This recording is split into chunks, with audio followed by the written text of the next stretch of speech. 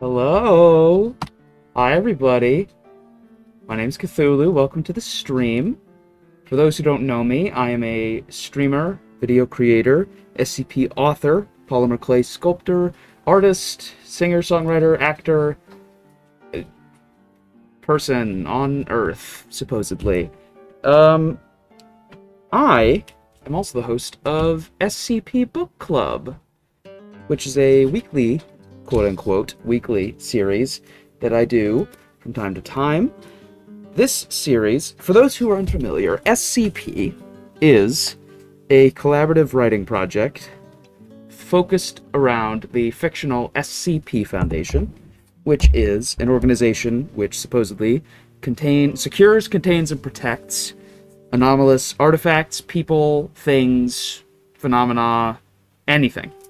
Essentially, they seek to find and contain anything that violates natural law, according to their definition. This can be anything from a canteen that spills out an infinite amount of water, a pizza box that always has your favorite pizza inside, to world-ending threats, cakes that could exponentially reproduce out of control, a lizard that is immune to damage, similar such anomalies. If it violates natural law, they're going to contain it. So, these SCP articles are essentially documents which pertain to how each of these anomalous things is meant to be contained. Each document has a set of containment procedures and a description describing one of these specific anomalies which they contain. And that's really the beating heart of what makes the SCP Wiki so interesting. Now, with all that said, this series is specifically about the writing patterns of authors on the Wiki, what makes the articles themselves interesting, what writing patterns change as time goes on, and in particular, analyzing SCP articles from a literary analysis lens, rather than purely for what they're about. So, with all that said, this current series we've been doing, we have been diving into each individual series, or every 1,000 articles of the Wiki, in an attempt to break down what makes them distinct. We've been through Series 1 and 2 already. To catch you up to speed, Series 1 is where the Wiki began. Its origins from 4chan over to Edit This, and then all the way to the SCP Wiki on Wikidot. It's very experimental. It's very much people just trying to figure out the format and figure out what makes it interesting, what all can be done with it. Most of these articles fall into the camp of, if you opened a page of the D&D monster manual and just picked a random thing, it would sort of read like that. It's just an interesting thing that does an interesting thing. And that's it. Series 2, people start experimenting a little bit more. You get more interesting changes, more interesting ideas. The format starts to be stretched. You get more interviews, experiment logs, exploration logs, etc., etc. Series 3, which is where we will be picking up today, is very interesting because while it's still sort of transitional, it's also a time of great experimentation. A lot of things get tried and tested. People mess with the format a lot. Articles get more ambitious. And in particular, for the first time, really, the theme of the 1,000 contest really influences what comes after. I asked a few folks on the SCP subreddit what their thoughts were on what defines Series 3. Someone said, I feel like Series 3 was when SCPs stopped being just prosaic descriptions of weird objects and started being stories in their own right, with self-contained narratives.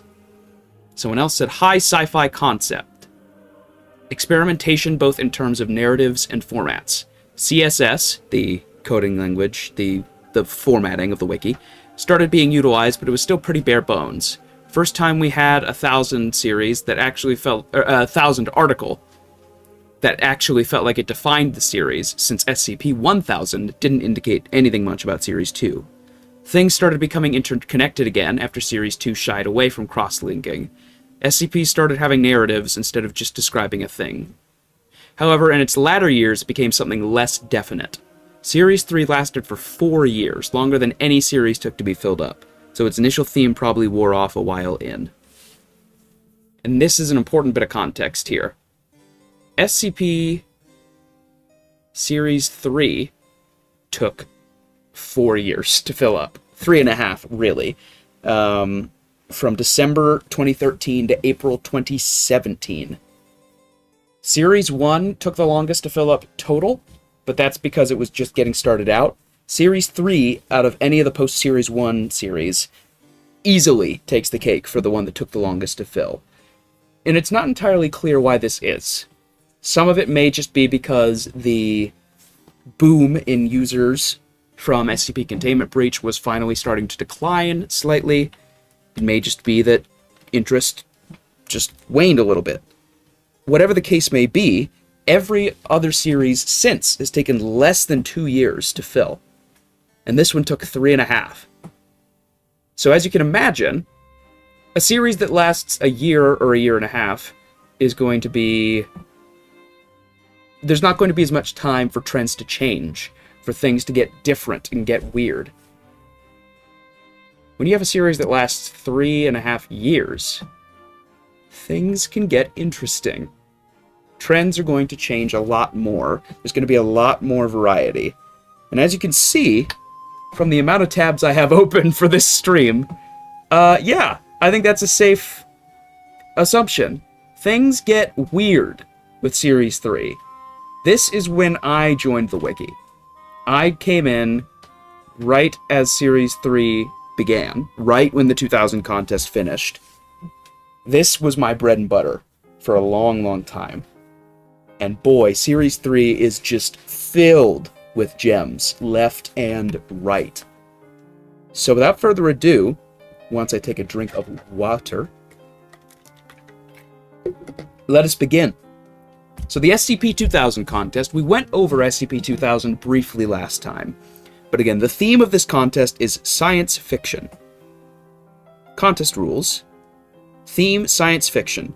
Bring us your robots, your ray guns, your UFOs, all the things that make science fiction grand. Invaders from another galaxy, or the ones too small to see living inside us. Bring us your spaceships, your alternate realities, your distant planets, your creations of mad science, your cyberpunk, anything science fiction qualifies. Etc. Tagging, winning. All entrants, Yeah, so that's the rules of the contest.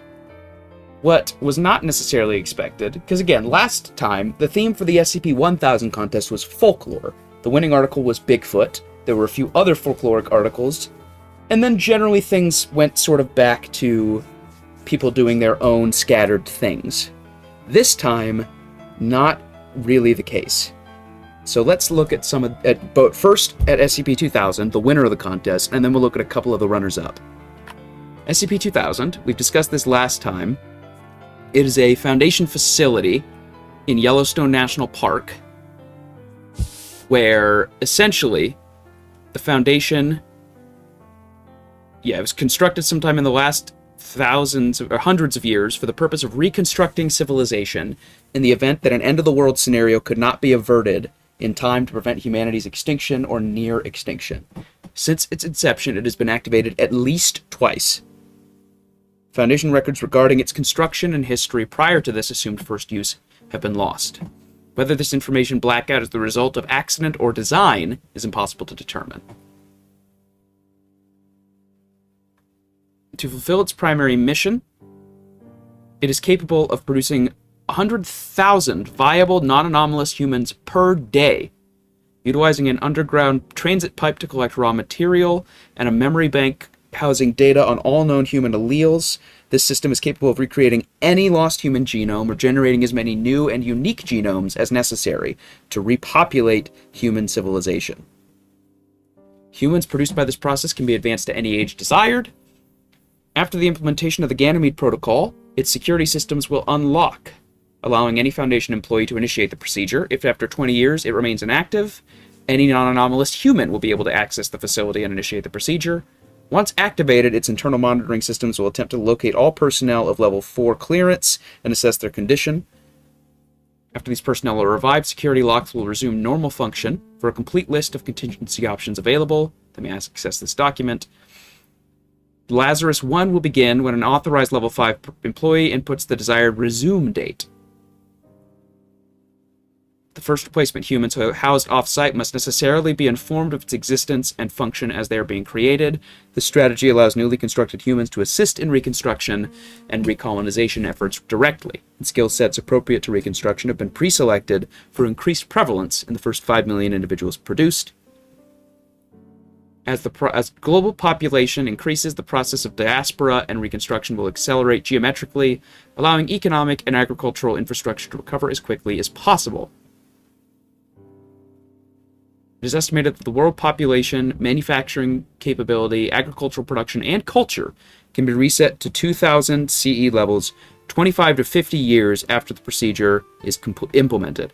At the conclusion of the procedure, amnestic agent Ennui 5 will be released en masse, causing all reconstructed humans to forget their affiliation with Foundation assets.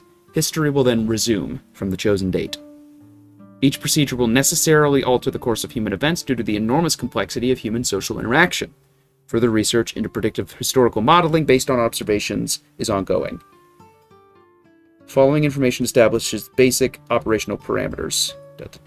Essentially, it is a machine that allows the Foundation to just hit reset.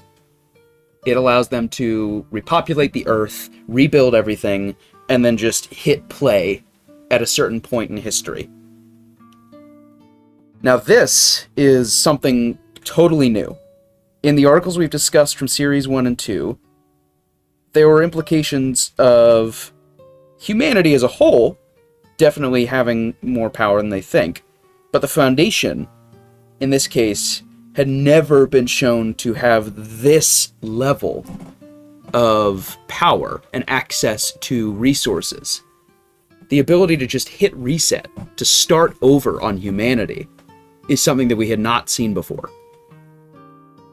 And it's something that influences a lot of how people write the Foundation going forward. SCP-2000's influence cannot be overstated. It is one of the most influential articles on the wiki, and for good reason. It totally reshapes how the Foundation works. If you accept it as canon, of course, which some people do not, understandably so. But if you accept it as canon, it implies that the Foundation has the means to preserve normalcy by any means necessary. As long as there is an Earth to repopulate, they can repopulate it. And that's a pretty major departure from how they've been written before. Other runners-up, SCP-2998. So, this is a weird article. A very weird article. So let's get right into it. 2998 is an electromagnetic signal. It's a radio frequency that is from somewhere in space. It is present throughout the solar system. It is believed to be an anomalous but innocuous white noise. No means to decode it were developed until 2011. The signal was found to contain a digital video transmission with a monaural track. This video appears to depict a humanoid entity floating in a dark room. While no context is provided, the reflexive body language and high-pitched noises being emitted by the entity seem to suggest it is in extreme physical distress. No other entities have been seen within the video feed, and no external source of harm has been noted. However, certain features within the image suggest that some sort of abnormal telekinetic phenomena are occurring. The entity frequently appears to be pushed or moved, and brief images of background objects within the room suggest that some gravitational field is present implying the entity's midair position is not due to zero gravity conditions, and the entity is being held in place by an unknown force. It is theorized to contain additional information that is yet to be decoded. Some components of the TV signal currently appear as noise. Next iteration. This is what makes this article interesting. It takes the form of multiple iterations, revised versions of the same article, new information highlighted in blue. Personnel in D-Class are to be exposed to the signal in order to determine eligibility for Project Rosetta and permanent assignment to 2998. The signal seems to lack a single point of origin. Rather, current analysis suggests it is being broadcast with a current power of 1.86 megawatts, which, in combination with a large coverage area, suggests that multiple blank in size. More complete methods of determining its full content have been developed since. Theory confirmed. Please see Addendum 2998B for further information. While no mechanical or technological means have yet been devised for decoding the data, incidents 2998 Beta and 2998 Epsilon have revealed that certain humans possess unusual neurological traits that allow them to perceive additional informational output in the form of simulated emotional connections. A full transcript of the debriefing can be found. There has been classified level 4. Access to these documents may be granted at the discretion of designated disclosure officers. Another iteration. Give me just a moment. And of course I got an ice cube in my mouth. Great.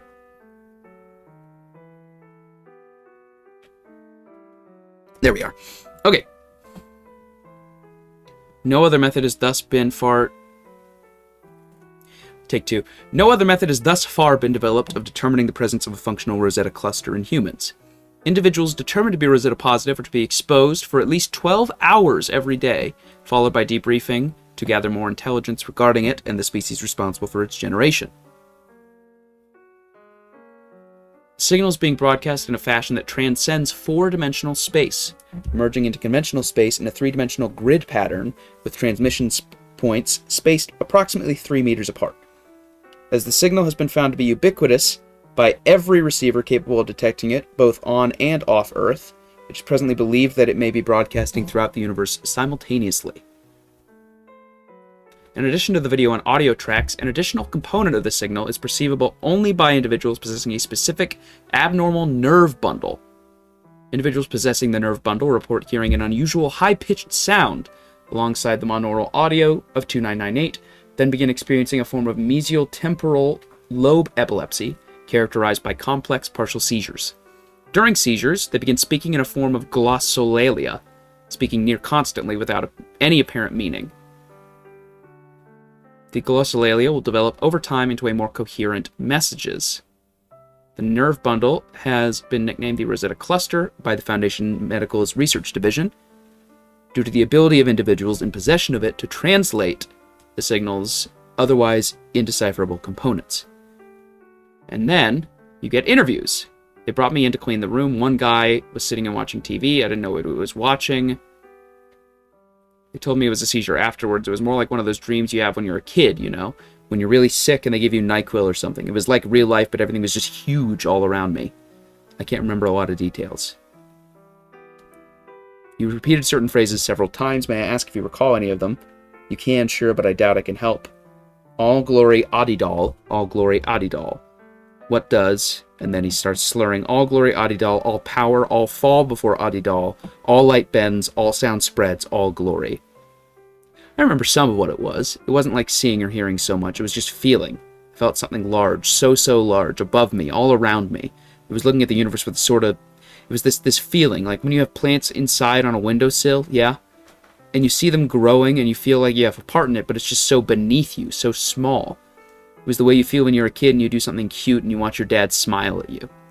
And then I heard the screaming, the sound they told me was coming from the TV. It was loud, so loud in my head. Could you understand what the creature was saying? Ruhar. Excuse me? Subject's eyes unfocused.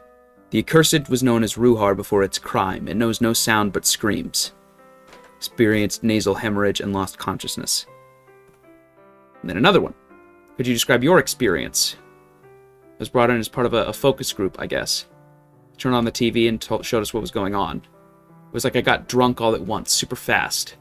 Felt myself falling to the ground, and then it wasn't like anything, but if you had to put it, it was like if you went to a 3D movie in Japanese or something where you don't speak the language, but it has this perfect surround sound, and you can feel and smell and taste it too. That's what I was seeing. But everyone looking at the TV, what they're seeing is like if you shot that movie with a camcorder and played it on a TV, and then shot the TV with a cell phone camera. Everyone else looked at the TV and saw the cell phone video, and I think I was the only one who was following the plot. I was the only one who could see the subtitles. I could tell that I wasn't seeing it the way one of them would see it, but I understood it in some of the terms we would use.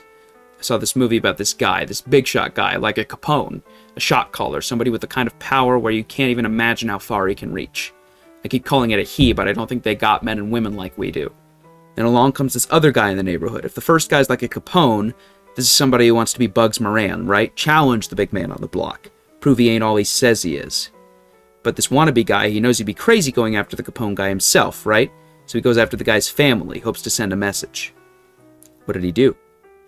That part, it got sort of fuzzy. I don't think we have an idea in any language we have for what these people can do to each other when they want somebody else to be hurt the way this guy did it. It wasn't just physical, and it wasn't just psychological. I don't even think it fits in space and time the way we understand it. But this guy goes after Capone's, let's say, wife. Maybe whatever they have instead of kids, too. And this Capone, I can't remember his name. Was it Adidal?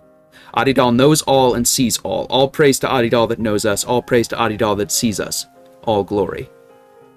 Subject's head begins to sag, but lifts up. A small trickle of blood drips from his nose. I'm sorry, it comes over me sometimes. I don't think it leaves you once you see it. But anyway, the Capone guy, he decides he wants to send a message of his own. Only not to one person. He's going to keep this poor bastard alive and suffering forever and right out in public. No legends, no word of mouth. He wants the evidence available for anyone to see, anyone who even thinks about going up against him. Do you have any information about Ruhar? The accursed was known as Ruhar before its crime. It knows no sound but screams. Its breathing intensifies, but it remains conscious. The blood coming from the subject's nose intensifies. Can you elaborate at all? Is Ruhar the individual in the transmission? The accursed was known as Ruhar before its crime. Eternal shall be its suffering. It shall suffer when all light in the cosmos grows dark. It shall suffer when all life in this cosmos lies dead. It shall suffer when all time in this cosmos runs down. Its suffering will be true when there is no truth in it. Loses consciousness. Next iteration. Neutralized. Wow! Crazy. It was identified as an electromagnetic signal. It ceased transmission in 2013, and no unusual behavior has been identified at that frequency. And this is the original description. Debriefing. We saw this.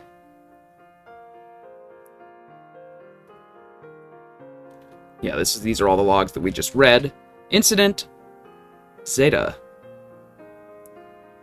On the 11th of September, I'm not used to reading those dates, 2014, researchers noticed unusual activity from the transmission feed. The alien humanoid depicted on the transmission ceased exhibiting signs of physical distress for an extended period of time. While this was a typical and expected component of the feed, this quiet period continued for much longer than was usual.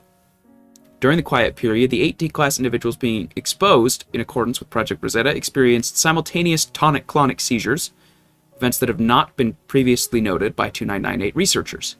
The alien humanoid remained seemingly unconscious for several minutes after the D-class were removed from the room. The broadcast ceased shortly thereafter. All 8 individuals successfully overwhelmed the lightly armed transport team while feigning unconsciousness and fled Foundation custody. The 8 individuals displayed an unusual amount of cooperation during the escape attempt, given that none of the D-class have been permitted to speak to one another during their time with it, and none are believed to have known one another at any point prior to their assignment. Additionally, Medical Division had theorized that continued exposure had caused partial gross motor deficiencies due to neural atrophy. Recapture and interrogation is considered a Class 3 priority effort. Wow, it's neutralized. That's crazy. Just kidding. Haha. Just kidding. I'm sure you believed it for sure. Yeah, it definitely seemed normal. Reinstated and classified Keter in 2016. This document published 11th of February 2017. Containment is not considered possible. Foundation efforts, yeah, now we have Dash A, which is new. Full containment of Dash B is not possible. Civilians believed to be -C instances are to be terminated on sight. All new.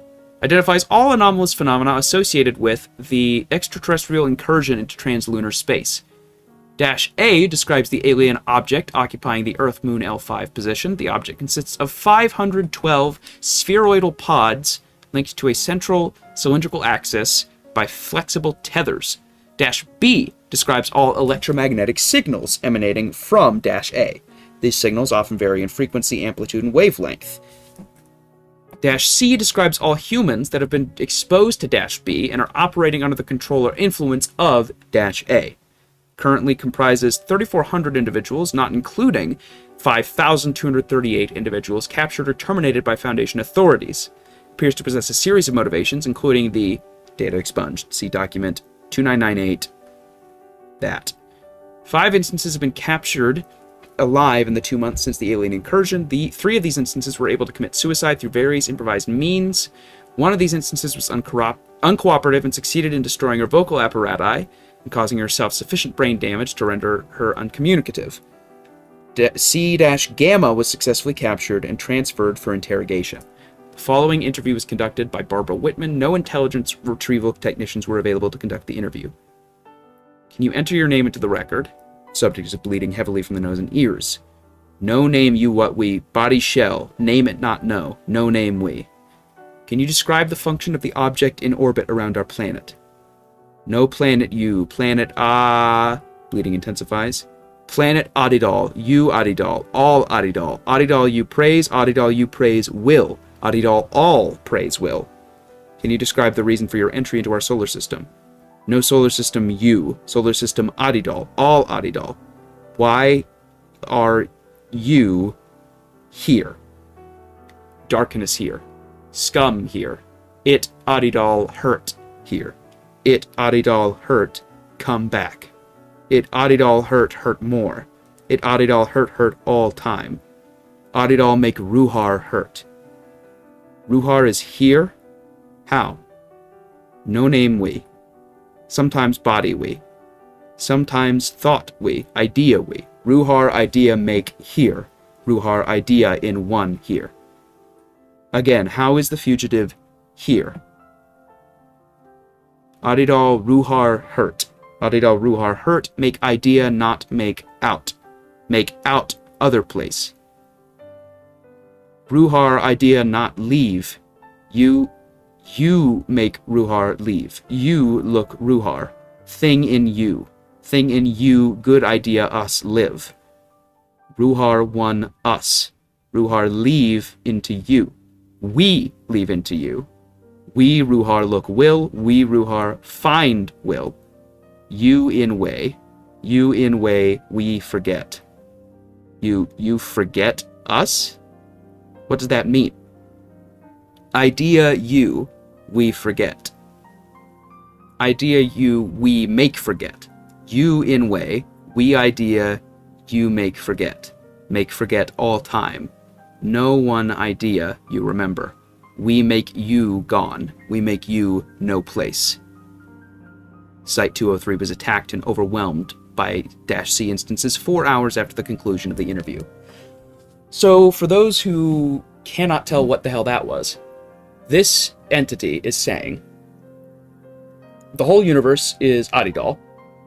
Ruhar found some way to escape from its containment and basically use itself as an idea and inject itself into those 8D class, who are now escaped and are fugitives on Earth, which prompted Adidal and its civilization or consciousness to arrive to Earth in the form of -A, the vessel between Earth and the Moon. And now they are possessing humans to essentially serve as its police force to relocate Ruhar and recontain it. So as you can imagine, this is not great for humanity. This is not the best. There's a bunch of documents. Operation Blackout, restricted to level 5, restricted to level 5, restricted to level 5, restricted to level 5. Next iteration. Heed now, all true souls, the most high words of your chaplains regarding the enemy. This is a little different. A prayer is given first for absolution. Documentarians of the True Foundation are forced by technical restrictions to use the impure templates of an organization preceding the cleansing.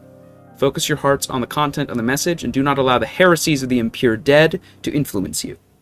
This knowledge blessed by they that watched over, secure, contain, protect us all, and dispensed this 12th day of the 3rd month of the 6th true year. Object class Nehemoth. Kill the enemy wherever possible. Do not attack the enemy unless you are in force. Do not capture the enemy. Their craft allows them to track their fellow devils, and our home shall be threatened. Kill the enemy where possible. Use stealth at all times. Do not capture live enemy.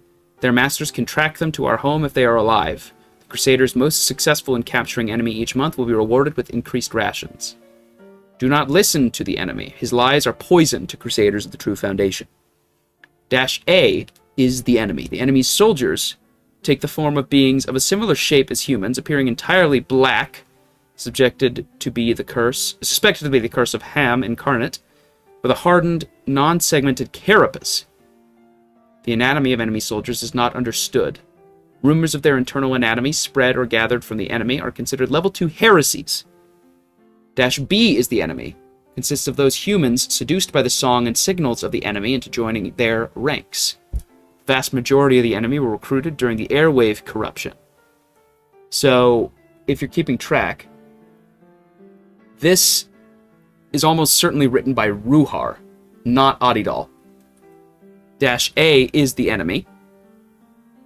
These are the aliens. -B is the enemy, the humans seduced by the song, aka humans who were taken over by the radio signal broadcast by -A. And -C is the enemy. It's the source of all heresy. Those remnants of the impure organization that preceded the cleansing. Any organization or group that rejected the ascension of the chaplains upon the fall of they that watch over are considered part of the enemy. By writ of the chaplains, the enemy are divided into 2 orders. Those humans that have been exposed directly to the beseechings of the True Foundation or transgress within territory contained by the True Foundation. Okay, we're taking a long time on this article. Essentially, what you need to know, it gets weirder and weirder. CSP, it gets more and more incomprehensible. And then, almost all blacked out now. In fact, entirely blacked out. And then, offset 8, and final iteration. The very last one. Safe. It is an electromagnetic signal with a constant frequency. The signal seems to lack a single point of origin, and is for all intents and purposes omnipresent. The signal itself appears to be anomalous but innocuous white noise. Little progress has been made in determining the nature or content. Essentially, again, the Foundation somehow hit reset and undid all of these changes to Earth that were being done by Adidal and Ruhar. Very high concept, very sci-fi, very fun. Understandable why it did so well. In fact, I believe it got, it got 2nd place. The 3rd place article is 2682, one of my personal favorites. The Blind Idiot. It's a raspberry, Korean raspberry, that's purple, attached to flypaper. It has been observed to communicate telepathically in the Slovak language and English. It will begin communicating clearly after a varying period of time, which seems to be correlated with the listener's intelligence and the time the listener has been exposed to it. The object itself maintains that it learns from, quote, mental electricity. Analysis is inconclusive. It resembles the aforementioned fruit. Microscopic imaging reveals only empty space. The object is not observable from certain angles and sometimes disappears from view for periods of a few seconds. Physically interacting with the object will cause unpredictable and usually dangerous reactions in the physiology of the participating subject. Examples can be found in the following snippet. So they begin to test it. D-Class puts his finger on it. He's spaghettified. The event is believed to have killed the subject due to the organic matter that was left behind. Equipped with a copper rod and instructed to touch it. Upon making contact, a croissant appeared in the place. Neither D121 nor the copper rod could be located. One common squirrel placed in the room. Researchers in the area report intense auditory and visual hallucinations that end after the test is completed. Surveillance recordings of the testing cell show the squirrel sitting on its hindquarters and staring at it. At 53 minutes, the squirrel begins moving towards the flypaper and begins gnawing around the edges of the paper. The subject is terminated by researchers and testing ceases. They are able to communicate with mice. Sanders seem to have developed an anxiety disorder. These effects seem to be negligible enough that they do not warrant their own containment, although these researchers will be placed under quiet observation for the next 10 years. Researchers are now to be housed further from the area of effect unless instructed otherwise. Communication is now feasible. Researcher Breen transcribes telepathic communications with 2682. He is instructed to speak as well as think for the ease of documentation. Researcher Ortega is also present for fact-checking purposes. Can you hear me now? In my head, yes. Sweet. Does you understand me well? Yes, you're communicating clearly. We're getting the same information. It's good. I'm still learning, but I hope I can speak English well enough. Listen, you, whatever you are, you're probably wondering who I am. I'm going to explain. What happened to the men you encountered earlier? Ah, my fault. Did something happen? I don't really know what I'm doing. Where do you come from?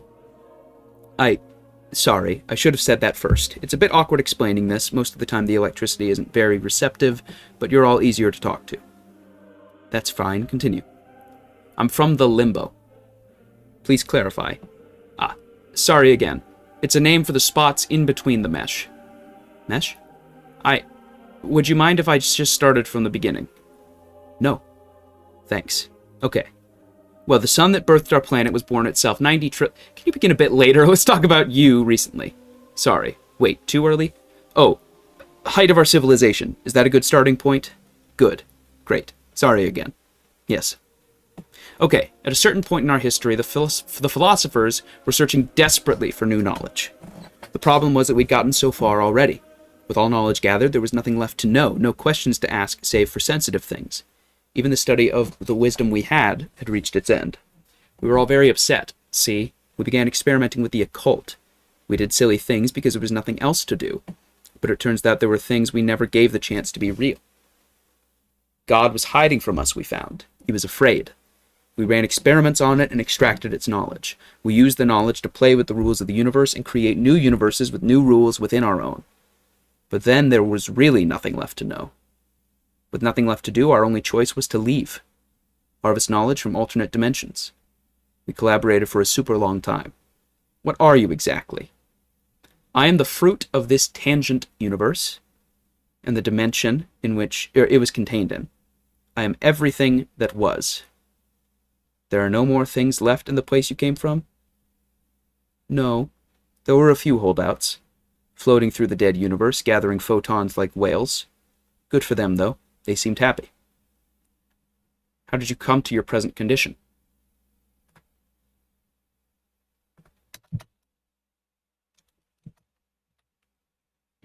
And of course, my music's not working now. That's great.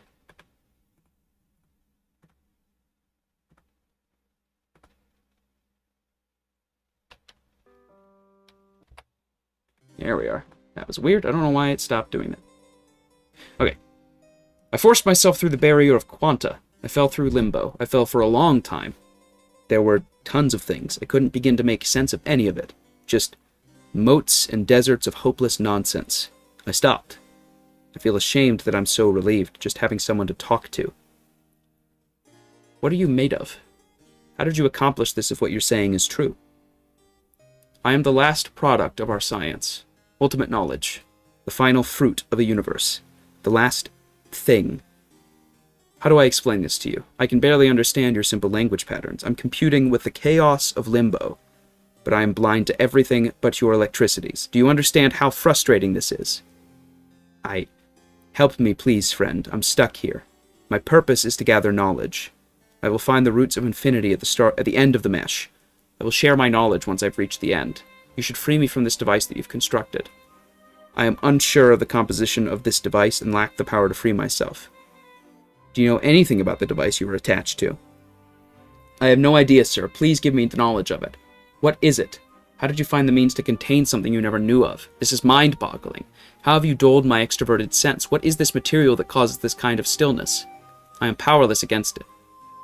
Should we conclude the interview here? No. Tell 2682 what the device is used for. The device is flypaper. It's designed for catching flies. I'm not sure how you're stuck. Who is Flies? Interview concluded. Brain and Ortega cannot form mental images. When questioned, he stated, quote, "I'm sorry, I don't know what I'm doing." 2682 was trying to access a visual reference from the two researchers and somehow failed, similar to the events in Test 3. So, it's never made entirely clear, but my understanding is it is a knowledge-gathering thing created by a civilization from another universe, which connects with our universe at one point, a tangent. And it came here, and somehow, in going from the abstract to the real, it went from the abstract, quote-unquote, fruit of knowledge to a literal fruit stuck to a piece of flypaper. So this one's kind of weird. I don't know if you knew. Yeah. I'm blind. Yeah, and then eventually get all these little things. Singularity. Ascension. Parallels. Earth. God. I won't go through all of this. It's a great article. I recommend you read it yourself. The mesh. We searched for other points in space, and there was only one other.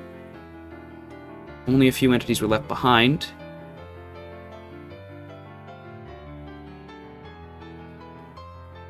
And then raspberries. What was that? A raspberry. I can see it in your head. Just a flicker, but I've caught it. I can see. This is a thing that you consume for sustenance. Give me a moment to make sense of everything. Mouths. Homeostasis. Chemistry. Physics. Quanta. Strings. Yes. Yes, I understand now. I can hear them screaming. I can hear them howling and laughing at me. I can hear your mocking. You say, I am the food. I'm afraid you're wrong. You will be the fruit of knowledge, not me. I can hear them from beyond limbo, how they laugh. But can they hear me? Hear me laugh. I figured it all out. Oh God, finally, I can know everything. It begins with raspberries. It begins shifting in appearance 3 minutes and 23 seconds after the recording of the log. An elongated mouth, similar to a primate's, attached to what appears to be a rudimentary esophagus, extends from its center and begins circling around the containment area. Surveillance cameras show featureless black eyes appearing on the upper lip of the mouth at 4:02. The entity continues circling the room and rests facing in the direction of 2682. The mouth is seen moving towards 2682 at high speeds before surveillance cameras lose power and for reasons currently unknown. The room was investigated afterwards, and 2682 could not be found. So it created the means to eat itself, which freed it from containment. Hence, why it is neutralized. It's one of my favorite articles because it is so abstract. It's so bizarre. It got number 3. And then I've got 1 or 2 other articles that I want to share. They are the 5th place and the 13th place, respectively. This one, I won't go too in-depth because I've already taken a lot of time on just those first couple. Which, in fact, I would say speaks to a major point about Series 3. The articles start getting longer. Not all of them, but certain authors start getting a lot more ambitious. They start getting bigger and bolder with their writing. Things start to expand, get longer, the formatting gets more involved. It's all very interesting. Another such example, SCP 2003. Oh, I guess I should clarify also. The 2000 and 2003 are the first articles to use the object class Thaumiel, as far as I'm aware. Thaumiel means an object is beneficial to the Foundation. They use it for some purpose. 2003 is also Thaumiel. It is an apparatus allowing a limited degree of travel to and from periods of time. in advance of those encountered in the normal course of space-time, as understood by mainstream science. It was built and designed by the Foundation over a 25-year period, using technology derived from research into other anomalies. While the technical capabilities and design specifications are well documented and reproducible and if necessary, the scientific and anomalous principles behind its functionality are not understood at this time. Upon activation, it is capable of transporting a living entity contained within its central chamber to a point coterminous with its present location in physical space, but located in a future time period. The amount of time into the future traveled by the subject is related to the amount of energy input. An approximate estimate of 3,500 kilowatt hertz, in order to send a subject 7 months into the future has been documented. However, this relationship becomes unpredictable at higher energy levels. They will exist in the time period to which they have traveled for a duration ranging between 15 and 38 weeks before spontaneously returning to the time period of origination at a point coterminous with their present location. So they start here in the chamber, go to the future in the chamber, and then come back to our time period in the same location where they just were in the future. So basically they just do a big circle. It repeats the process. For safety purposes, a secure location has been established for operatives to use while waiting for return to their time of origin. You don't want someone inadvertently returning inside a wall or in a rock formation. Operatives must report subsequent to experiencing 98 days after 2003 activation. While it enables chronological travel for living subjects, the activation process has proven severely damaging to most types of animal and plant tissue. The only exception to date has been tissue related to the animal nervous system. As a result, personnel designated for travel must be prepared accordingly. Testing has shown that under current conditions, 2003 remains functional and under Foundation control through December of 2348. Initial deployment began in 1995, using modified personnel to observe future conditions and events. The purpose of these deployments was to confirm the nature of travel using 2003, and if possible, collect data allowing the Foundation to better mitigate future anomalous phenomena. Data collected using it is imprecise. Early exploratory missions yielded copious amounts of data regarding what appeared to be future events. However, subsequent observation has established that these observations are not entirely predictive. For instance, while collected data allowed Foundation assets to prevent a major security breach at Site 19 in 1997, catastrophic earthquake occurring off the coast of the western U.S., observed by several field agents using 2003, failed to occur as predicted in 1999. As more data has been collected, meta-analysis has properly contextualized observations and has assigned a probability of occurrence for major events.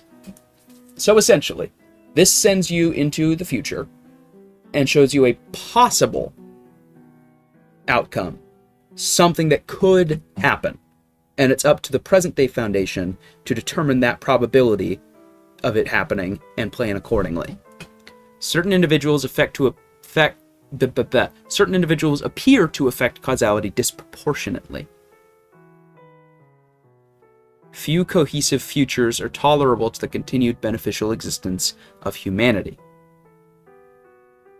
Most determinative sets consist of a collective future that either renders Earth unstable for human civilization or results in conditions directly inimical to the well-being of most of humanity. The reasons for the relative paucity of long-term survival scenarios, if any exist, are unknown at this time, as is any connection to the steadily increasing observation of anomalous phenomena. And then you get, this is how people are prepared. D-class have been determined unsuitable subjects. Preference for subject recruitment is to be given to personnel nearing or past official retirement age. In cases where personnel have been diagnosed with terminal illness that does not impair neurological or cerebrospinal function, preference may also be granted. Personnel volunteering are to be moved to the Tier 6 pay scale for the duration of their assignment. Any survivors are entitled to an elevated benefits package distributed through normal clandestine channels. Prior to outfitting, selected personnel are to undergo extended sensory deprivation training. Upon completion of training regimens, they have to have all brain tissue, nerves, and associated nervous system structures surgically removed and transplanted into the system. It's the Boston Foundation, the dog. All usable organs are to be harvested afterward per medical protocols. Current guidelines authorize this system and occupant for 4 uses. When not engaged on missions, they are to be kept in an induced coma state, concurrent with research establishing 18 months as the median time period before communications and feedback from occupants become agitated and incomprehensible. And this is the overview of the program, and then the list of these futures. XN is the currently documented reality, and then an asteroid collides in 2349, killing most of humanity and rendering the planet unsuitable for sustained human existence. And then these are other sets. XB, a gamma ray burst in 2017, strikes Earth. Burst lasts 2 minutes and 38 seconds and kills all known forms of life. The researcher directly observing this scenario was the only known living being to survive the event and was able to continue collecting data until his return 52 days later. Study of use for The election of Sir William Entwistle as Prime Minister of New Zealand in 2049, combined with the birth of an unnamed infant boy in Ahal Province, Turkmenistan on the same day, lead to an escalating chain of events culminating in a society-destroying nuclear exchange between the nations of Israel and Greater Indonesia in 2058. All Foundation attempts to interfere with either individual merely result in the date of the nuclear exchange occurring sooner. In all permutations of this set, widespread public knowledge of the Foundation occurs precisely 86 days before the detonation of nuclear weapons. World governments approach global affairs at a radically increased level of cooperation due to the onset of a highly virulent influenza epidemic that kills approximately 1.4 billion worldwide. Throughout the 2040s and 50s, many long-standing ethnic conflicts are resolved through the intervention of multilateral organizations. Endemic poverty and hunger in areas such as sub-Saharan Africa and the Indian subcontinent are substantially decreased, and large-scale projects mitigating sea level rise are completed throughout coastal regions. And then, in 2059, the entire population of Earth disappears. So yeah, essentially, just a list of all these various weird situations that could wipe us all out. It's another fun one that's very high concept and very fun. And now the last one, this one's got kind of a jump scare of an image, so if you don't like that, look away. $29.99 is the collective designation given to 2 separate entities. 2999-A is a sapient text file titled sarahcrowley.txt. Characters have been arranged in the form of a Celtic knot. I don't know all that much about this article, I'll be honest. But this is just another example of a very long one from this time. It can function as or replace a device's original operating system if given administrative permission, or stored on a device without an operating system. It will fully replicate the hardware's previous operating system within 24 hours, but will alter it in order to prevent personnel from accessing it. Personnel will be unable to utilize the keyboard and mouse, utilize any drives, or otherwise access the device without its compliance. It reports that staying in a device for prolonged periods of time gets progressively more painful the longer it operates, and could result in it losing its anomalous properties. This is expected to be related to the computer's overall age and condition, since being stored on newer models can ease its discomfort entirely, while older models only partially relieve it. After it has finished replicating the OS, it will begin to personalize its desktop by organizing personal documents, images, applications, and other projects, by altering its background image to this fun friend. Yeah. It's sure pleasant, huh? It is unknown where it has stored these files, but the large majority of them have been authored by Prometheus Labs and are typically on the subject of restoring life through anomalous means. And, Prometheus. Keeps its same... Wait, that's not what... I'm thinking of Lazarus. Don't mind me.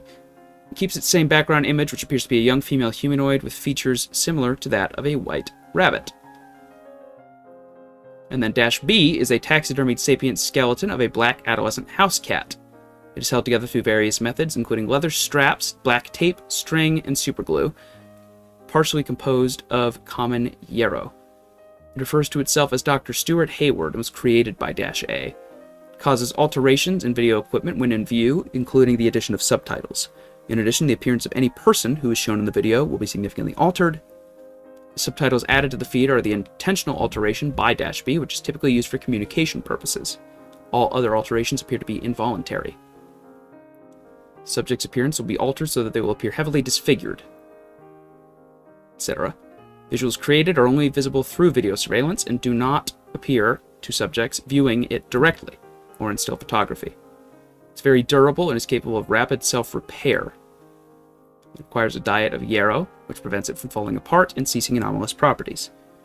Both -A and -B have displayed an advanced knowledge of anomalous practices, interrogation techniques, and Foundation staff and procedures, and have claimed to have been employed by the Foundation before anomalous properties manifested. -B has matched the on-site psychological profile of Dr. Hayward. Prior to containment, it downloaded itself onto 12 Prometheus drones, which were capable of receiving verbal commands and detecting heat signatures. And the security system, which prevented access to the first underground floor. This floor housed a large kennel, a large electronics sector, and a small greenhouse. It has been noted that the animals in the kennel were cared for, but occasionally a drone controlled by -A would carry one feline to the electronics sector, kill it, and remove the majority of its skin and organs. -A repeated this process several times before it successfully produced -B. Following creation, -B panicked and escaped from -A by retreating to the floor's security station. All drones previously controlled have been rendered inoperative since containment. And then you get to see some of its documents.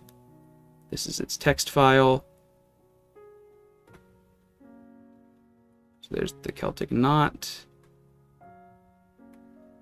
SL-surveillance log. Yeah, just get a little interview. Another one.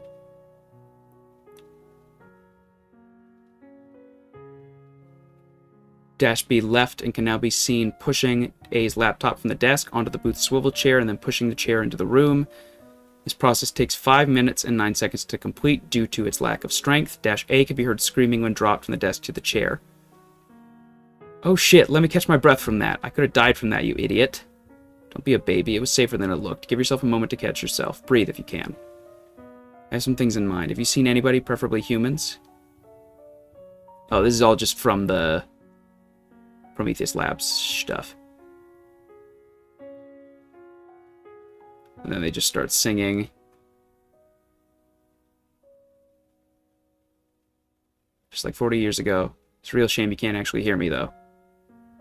You know, the subtitles? What?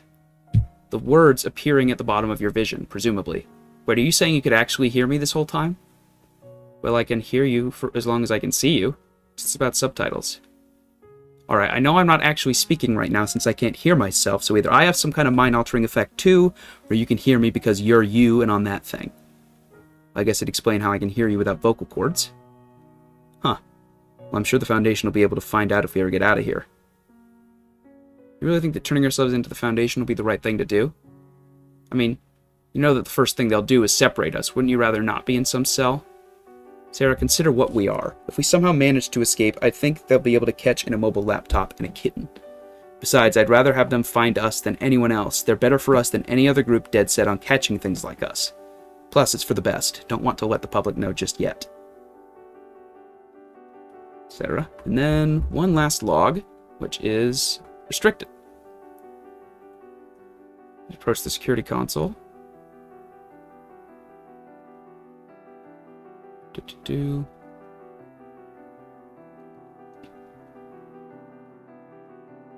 Logs takes place at 3 hours and 12 minutes later. -B approached the security console and reviewed the security footage. B is stated to have viewed -A's arrival to Prometheus Labs, several tests involving -A's transfer to other drones, Prometheus Labs closure, the prevention of Foundation agents from accessing the floor, -A's creation of -B, and -A's transfer from a Prometheus drone to its laptop. It is noted that the Employee of the Month photo is now showing themes consistent with its current video alterations. What? I suppose you had to find out about this whole thing eventually. What? I mean, getting you in here was sort of asking for you to find out. The original plan was to have all those feeds have a drone stare directly at them, but I didn't get around to it in time. Too busy on keeping your friends out. But it really would have had you scared. It would have been much, much closer. You're not Sarah, are you? Afraid not, sorry. I like how you figured out a bit about me, but never figured out that I could have just opened that door from the start. That always attracted me. It's adorable. You're not Sarah. No, but copying her memories made it easy to be her, though. They were pretty much up for grabs after you killed it. Oh, I'm sorry, after Stuart killed her, or whoever killed her. Is that Stuart? No. Really, she died because you left her there with him. No, it's okay, someone else. Unless you actually fell for the old look over there trick, I'm thinking that was intentional. That was not intentional. So you control everything out there? Thought that was implied. And it's basically just you spread through all of them? Yes, basically. What are you getting at? I'm wondering what would be stopping me from just killing you right now. How exactly would you do that? A word? I'm not sure I follow. It's a kill word. You hear it, the rest of you probably will too. You're lying. It could kill you. How would I even be able to hear you? Do you even know if it would work on me? I already said it when you weren't here, and I know you hear me. We sang. It'll work. I knew it was a mistake to mention that. I was hoping that would make you like me more. So what are you waiting for? Say it. No. No, I want you to shut the drones down, but stay in the laptop. You clearly didn't want us catching you. I'm thinking containment might be a better outcome. No, that'll ruin everything. It's that or death. Take your pick. Fine. Why did you do all this? What could you possibly have hoped to gain from all this? You wouldn't understand if I told you. Your friends are here anyway. I hope you got what you wanted. I'll see you soon. Wait, what do you mean by I'll see you soon? Hey, what do you mean by that? Dash B attacked Dash A where several task force agents entered the room and forcibly removed Dash B from Dash A's monitor. It remained silent until separated. During containment, Dash B made a statement regarding the probability of Dash A being outside of containment. Addressed the possibility of Dash A publicly uploading itself to the internet prior to documented events, Dash A's properties being carried out through images of Dash A's text, and the likelihood of a BL event due to evidence of Dash A's apparent ability to resurrect and impersonate dead or terminated Foundation personnel. Evidence of it appearing outside containment has yet to be found. So it's some sort of computer program that impersonates dead Foundation agents. It can take over OSs and seemingly wants to spread for some reason. It's not entirely clear. Also, fun fact, this image at the top, I don't know why the formatting's broken right now. This is supposed to be a GIF, and it's supposed to be much higher quality, but since iteration 86 of this article, it's broken. But every once in a while, this is sort of a jump scare. If you click to enlarge, it goes here, this normal frame, and every once in a while it'll switch to this. It says Black Rabbit. The Paladin and the Pawn belong to me. Changes the date to December 12th, 2012. Yeah. I don't really fully get that one, but it's interesting nonetheless. Now, let us get...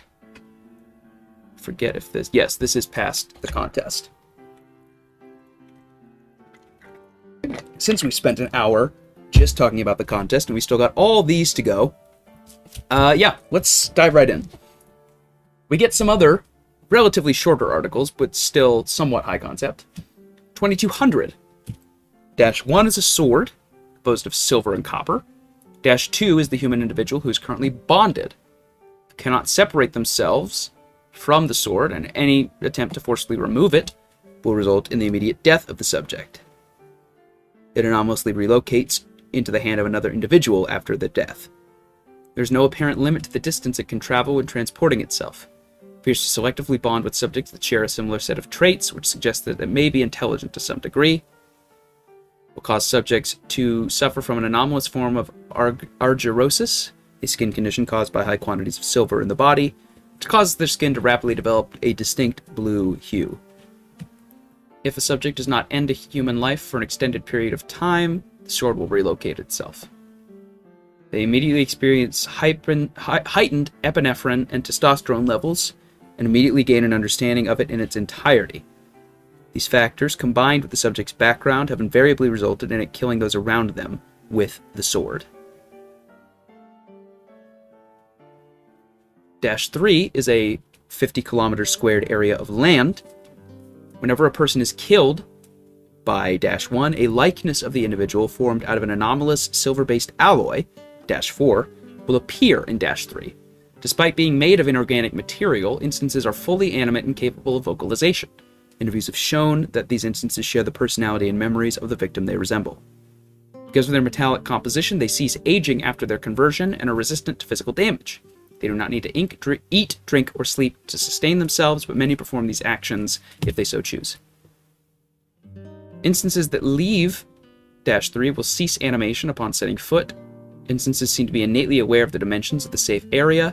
Any that leave remain permanently inert and cannot be restored by being returned to -3.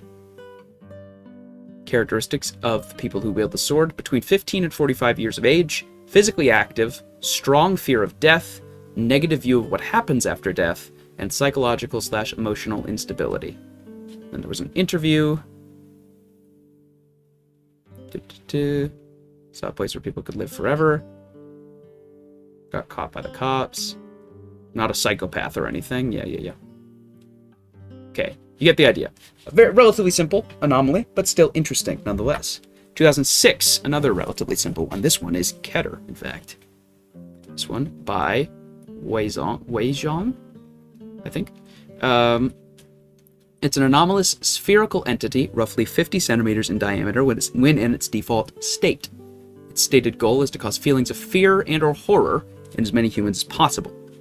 To accomplish this purpose, it possesses the ability to change its shape, mass, volume, density, and chemical structure and voice to any form that it desires. Currently, there is no known way to damage it. The extent of this shape-shifting ability is unknown and is currently thought to be unlimited.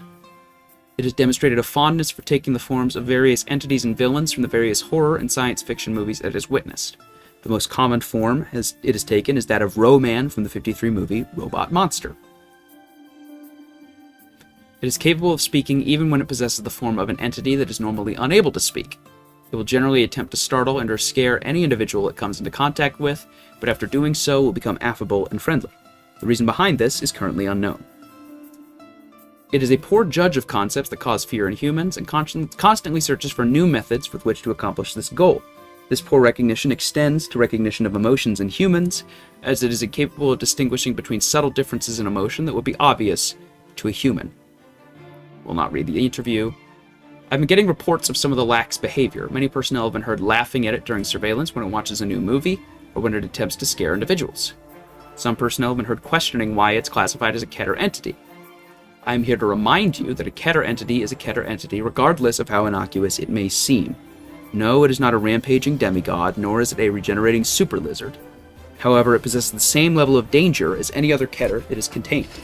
Think of its purpose. It wishes to scare people. Imagine what would happen if it broke containment and found out what really scared people. Imagine if it saw the horror and fear of war, where the concepts of paranoia or phobia is common to each and every human being. Imagine if it found the true horror of a nuclear holocaust or an XK-class scenario. Now couple that with an entity that possesses shape-shifting abilities with no known limits, and you'll understand why it's classified as Keter. All personnel mentioned above have been suitably disciplined. I do not want to hear about this again. Dr. Randall Owings, Site 118, Director. Another relatively simple one, but one that is a favorite category of mine, that being the harmless, quote-unquote harmless Keter, or ones that seem not threatening at all, similar to the cakes from Series 1. However, if not handled properly, could very easily become harmless. Or come harmful. Another Keter, 2009. This is a quick one. It's the designation for all instances of an anomalous male humanoid capable of asexual reproduction by means of spores. They identify themselves as Thomas Huang. No instance exhibits knowledge of its anomalous properties. All instances also have a shared baseline of memories, including childhood and early adulthood, taking place in the community of Paulensby, California. No community by such a name, nor having any of the features described, is recorded to have existed. Now note that name, Paulensby, and note how it spreads through spores. If exposed to certain temperatures for a period in excess of 5 days, it will seek out a darkened area with preference given to tall buildings and places adjacent to high foot traffic areas. The body will begin to distend and split into thin chitin-based hairs. This will be used to anchor itself. It will cease sapient activity, converting all of its energy to the production of 2009-02. It will continue the production until it eventually dies of exhaustion. It's a microscopic spore created by O1, capable of infecting human beings. Instances are airborne and infect humans through the respiratory system. Within 3 to 4 days of exposure, individuals infected will begin to experience symptoms of nausea, lethargy, and photosensitivity. Additionally, individuals will shun social contact, isolating themselves from others. Within 5 to 8 days, the physiology of infected individuals will begin to change to match that of 2009-01. The process can cause varying levels of discomfort proportional to the physiological similarities between the individual and O1. Infected individuals are aware of the changes and frequently exhibit extreme psychological distress during the process. Within 8 to 9 days of exposure, the physiology of the subject will exactly match that of O1, as will its baseline psychological state, DNA, and memories. Newly created instances exhibit no knowledge of their lives prior to transformation. It was discovered when reports of a widespread infection of a previously unknown disease in a town in Missouri were made to the Center for Disease Control. Is brought on by exposure. Extreme physiological changes brought on by exposure to the spores in 46% of the town's residents. So yeah, fully just no hope for these people. So it's a person who turns people into more of him, etc., etc. It spreads exponentially. There's a reason it is Keter, because obviously that's incredibly dangerous. 2317. This one I won't take too much time on, but this is another example of how the formatting starts to get really, really ambitious. 2317. This is iteration 1. It's a wooden door and frame originally constructed as a basement door for a 19th century Massachusetts brownstone. Upon opening the door, any person stepping through the door frame will be transported to an alternate reality. Further information is classified. Now we go to iteration 2. It's Keter, find out, or Keter. I keep changing how I say it. All personnel must rotate out after 1 month of for 1 month of psychological counseling after 2 months on site. Personnel assigned must undergo heavy psychological testing before being cleared to enter the site. Individuals must score at least 72 points on the Milgram obedience examination, be unmarried, have no offspring, and express nothing less than total loyalty to the Foundation. While on site, individuals will be issued concealing helmets with integrated voice changers to protect their identity. On-site staff are not to remove said uniforms in the presence of other staff members. Off-duty hours are to be spent in private quarters alone. The Class D personnel with a background as a convicted murderer is to be assigned each month for the purposes of carrying out Procedure 220 Calabasas. At least one security clearance staff member must monitor the procedure. Following the procedure, all Class D personnel must return to their holding cells or explosive collars will be detonated. Further information is classified. Iteration 3. This is an example of a great slow drip of information, similar to 2998. Security level 2. So first we saw the version that everyone sees, then we saw the level 1, now the level 2. Incorrect authentication.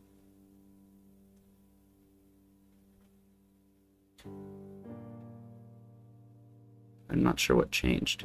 Oh, uppercase B instead of lowercase b. Exploration of the alternate reality is limited, but the area directly accessible is a salt pan several kilometers in radius.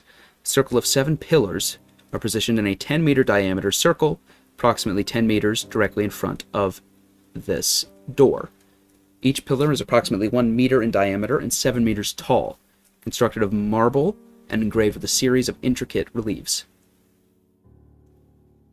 The art style of the engravings do not correspond to any known modern, historic, or prehistoric civilization.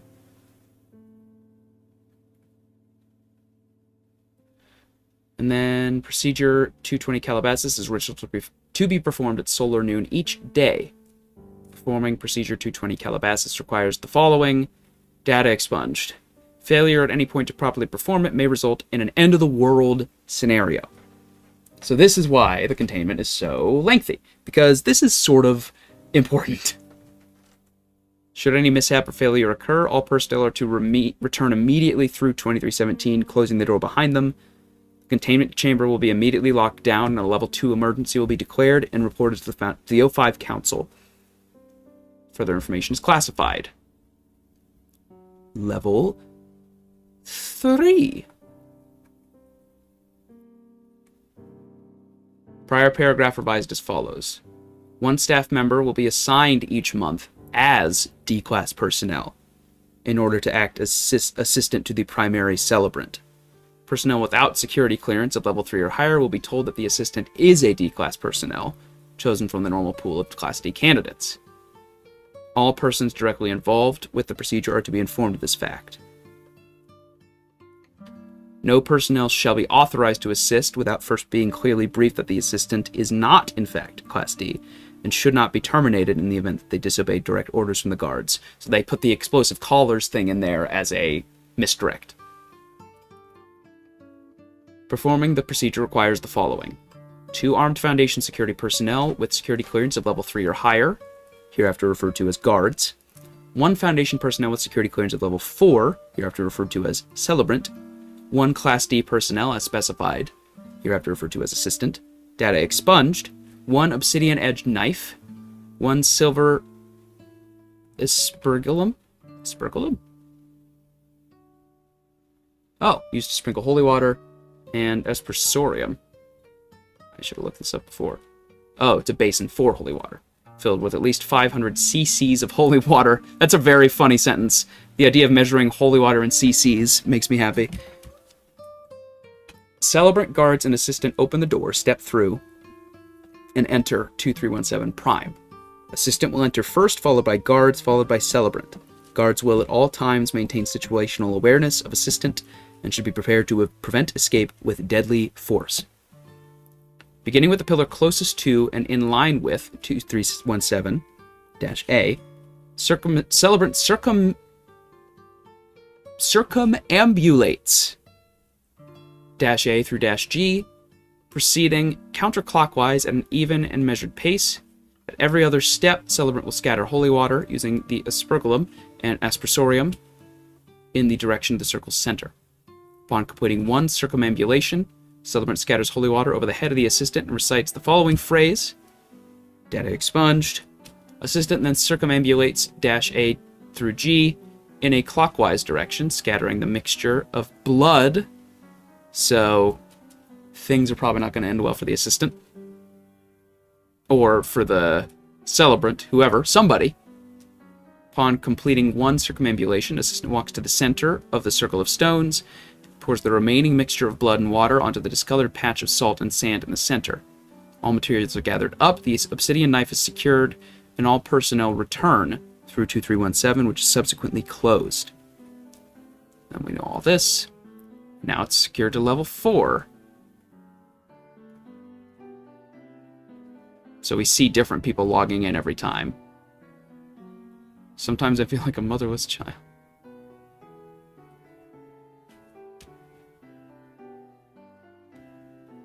And then he has a specific pin, and now he has a oral scan. Okay. A through G extend 200 meters below the surface of the sand and into -H, a spherical space 100 kilometers in diameter located directly underneath. Contained within it is -K, hereafter referred to as entity. Appears to be an obese, human-like creature of immense proportions.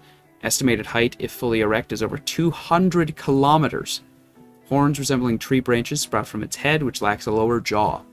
Entire body is covered with millions of overlapping plate-like scales. 7 heavy hooks are embedded in the entity's back, each one attached to a heavy steel chain connected to the lower end of one of the 7 pillars embedded in the ceiling of the chamber. At the time of the writing of this document, 6 of the pillars or chains have been broken or damaged, and only 1 chain remains intact. Okay, this is the expunged parts. 1 live chicken, preferably caged, to prevent complications. 7 seals, 7 rings, 7 thrones for the Scarlet King. Now, those unaware, the Scarlet King is an entity that was referred to in SCP-231, which we will not read because it's a lot. Essentially, an entity that is pure evil. It thrives on violence. Very primal things. Celebrant then moves a safe distance away from Assistant, who will take the obsidian knife and use it to kill the chicken provided as sacrifice. Blood will be drained from the chicken and added to the aspersorium, then stirred to mix with the holy water already contained within, and now they scatter the mix. Blood for the old gods, water for the new king. It was first discovered in 1922 by Data Expunged. Object was subsequently moved to what was then called Provisional Containment Area 17. When initially discovered, 4 of the 7 chains were broken, and 3 were intact. The breaking of the 5th chain corresponded directly to a blank event in our world. The 6th chain, which broke in blank, was also coincident with a much more severe blank event, eventually resulting in the deaths of 2 million persons. Analysis of supplementary texts retrieved at the time of containment pointed to it as an effective means of maintaining containment until an effective means of repairing or reattaching said chains can be discovered. It can be extrapolated that failure of the final chain would result in an end-of-the-world scenario. And now, the very final iteration. We spent a lot of time on this article. 0513.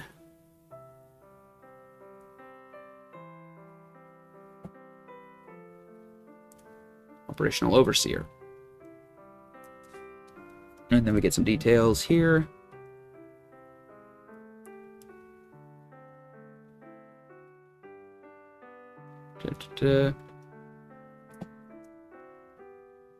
Indications are that the final containment failure will occur at some point within the next century as of the writing of this article. The mean time to failure being calculated at 30 years. All efforts to repair or replace the chains have failed. All efforts to rediscover the method for creating these chains have proven fruitless. The possibility that anything can keep the Devourer from entering our universe is slim, especially as the original material used to create these chains, namely the bones and sinew of another Devourer entity, are no longer in existence. The primary threat is internal despair or panic. In order to maintain morale, a false containment procedure will be authored and implemented. This false containment procedure has been given a sense of veracity by the following means: incorporating elements of common ritualistic magics, popular religious rites, known occult organizations, other known special containment procedures, similar but unrelated occult entities, increased information security regarding the elements of the procedure, appealing to the common institutional meme of the effectiveness of thermonuclear weapons in destroying paranormal entities. Although completely ineffectual, the purpose is to provide the appearance of active containment in order to allay anxiety until a more permanent solution can be found. In the meantime, the preparations will be made in order to ensure the survival of the human race following containment failure. Approved by the unanimous vote of the Overseer Council. Expunge full. All access records have been removed. Logging you out, thank you. Shut down. So, what we have is basically a gateway to a prison for this large demonic entity. Possibly the Scarlet King, possibly something similar or unrelated. Obviously, they speak the Scarlet King's name in the ritual, but they've stated that they were including elements of other rituals. It could be a misdirect. It's unclear. Either way, the first 6 iterations, or the first 5, I suppose, are all fronts. It's all to create this image that they are actually being able to stop this thing. In reality, nope, they can't. They can't at all. So that's fun. So that's one that's pretty ambitious. Let's go back to some smaller ones. 1762, a very sad one. It's a plain cardboard box that says "Here be dragons" on it. When it opens, it will release an amount of smoke. It's a bunch of these folded paper dragons. origami models. This article is relatively brief, but it discusses how eventually people's belief in dragons reducing seems to result in these dragons being weaker in their home world and being taken over by other things until eventually they have to say goodbye and they are no longer able to come into our world. It's a really sad article. It's very good. 2078, another solid article. This one involves a independent candidate who runs for in every election of the United States of America. There is no evidence he exists in reality. The only information that is known comes from material produced by and interviews with 2078 infectees. Only affects individuals who self-identify as citizens of the United States of America. Must be exposed to infection vectors at a certain rate, ranging from 3 to 25 minutes per day in order to become infected. Knowledge of its mimetic nature and other counter-mimetic practices are effective at combating infection. Its political platform is unorthodox. Planks? Oh, for their platform. Include legislation mandating a birth requirement of 4 or more children for all married couples. Legislation defunding essential government programs such as defense or welfare in order to increase government subsidies of food-related industries, and a constitutional amendment prohibiting vegetarianism. Infection dramatically alters an individual's behavior. All infectees, regardless of prior political affiliation, ascribe to its platform. So it's a fake third-party candidate that causes people to very vehemently support this platform. I won't go too far in depth into that. 179. This is an article that's important in a lot of other articles. Another Thaumiel one. It's a humanoid entity located at a constant distance of approximately 40,000 kilometers from the south polar region of the solar photosphere, locked to the rotation axis of Sol, our sun. It seems to maintain a continuous orbit around the center of the galaxy. The external appearance has been defined as a human female of undetermined ethnic group between 20 and 40 years of age. Its entire bodily surface is covered in or composed of a matte black material. All further data redacted, of course. It's been reclassified as the Thaumiel.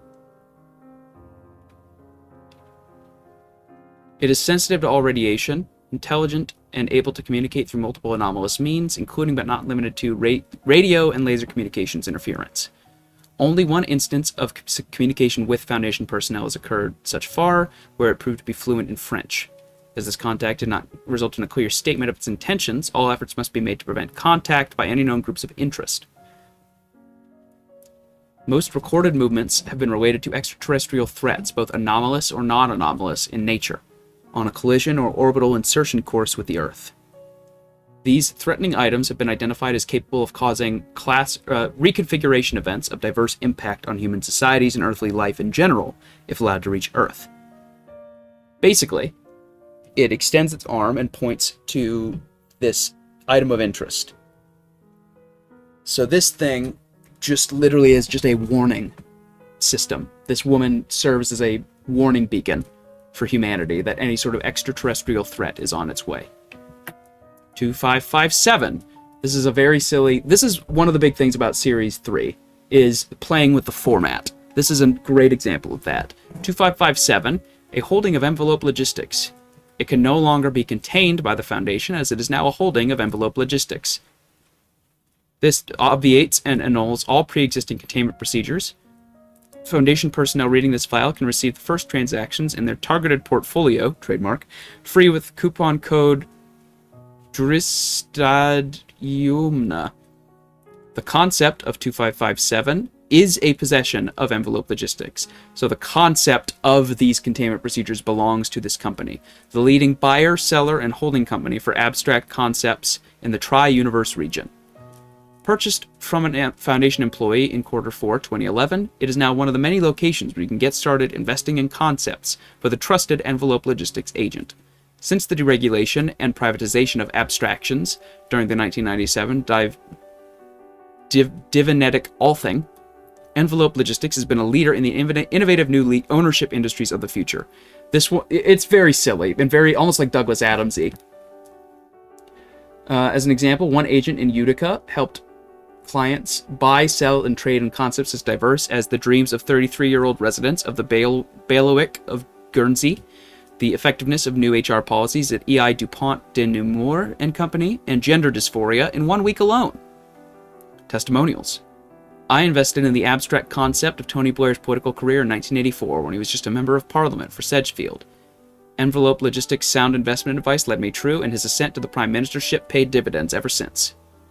My Envelope Logistics advisor helped me find opportunity in investing in cancer rates in Selkirk, Manitoba, available for a bargain. It's part of a World Health portfolio that let me quit my job and pursue my passions full-time.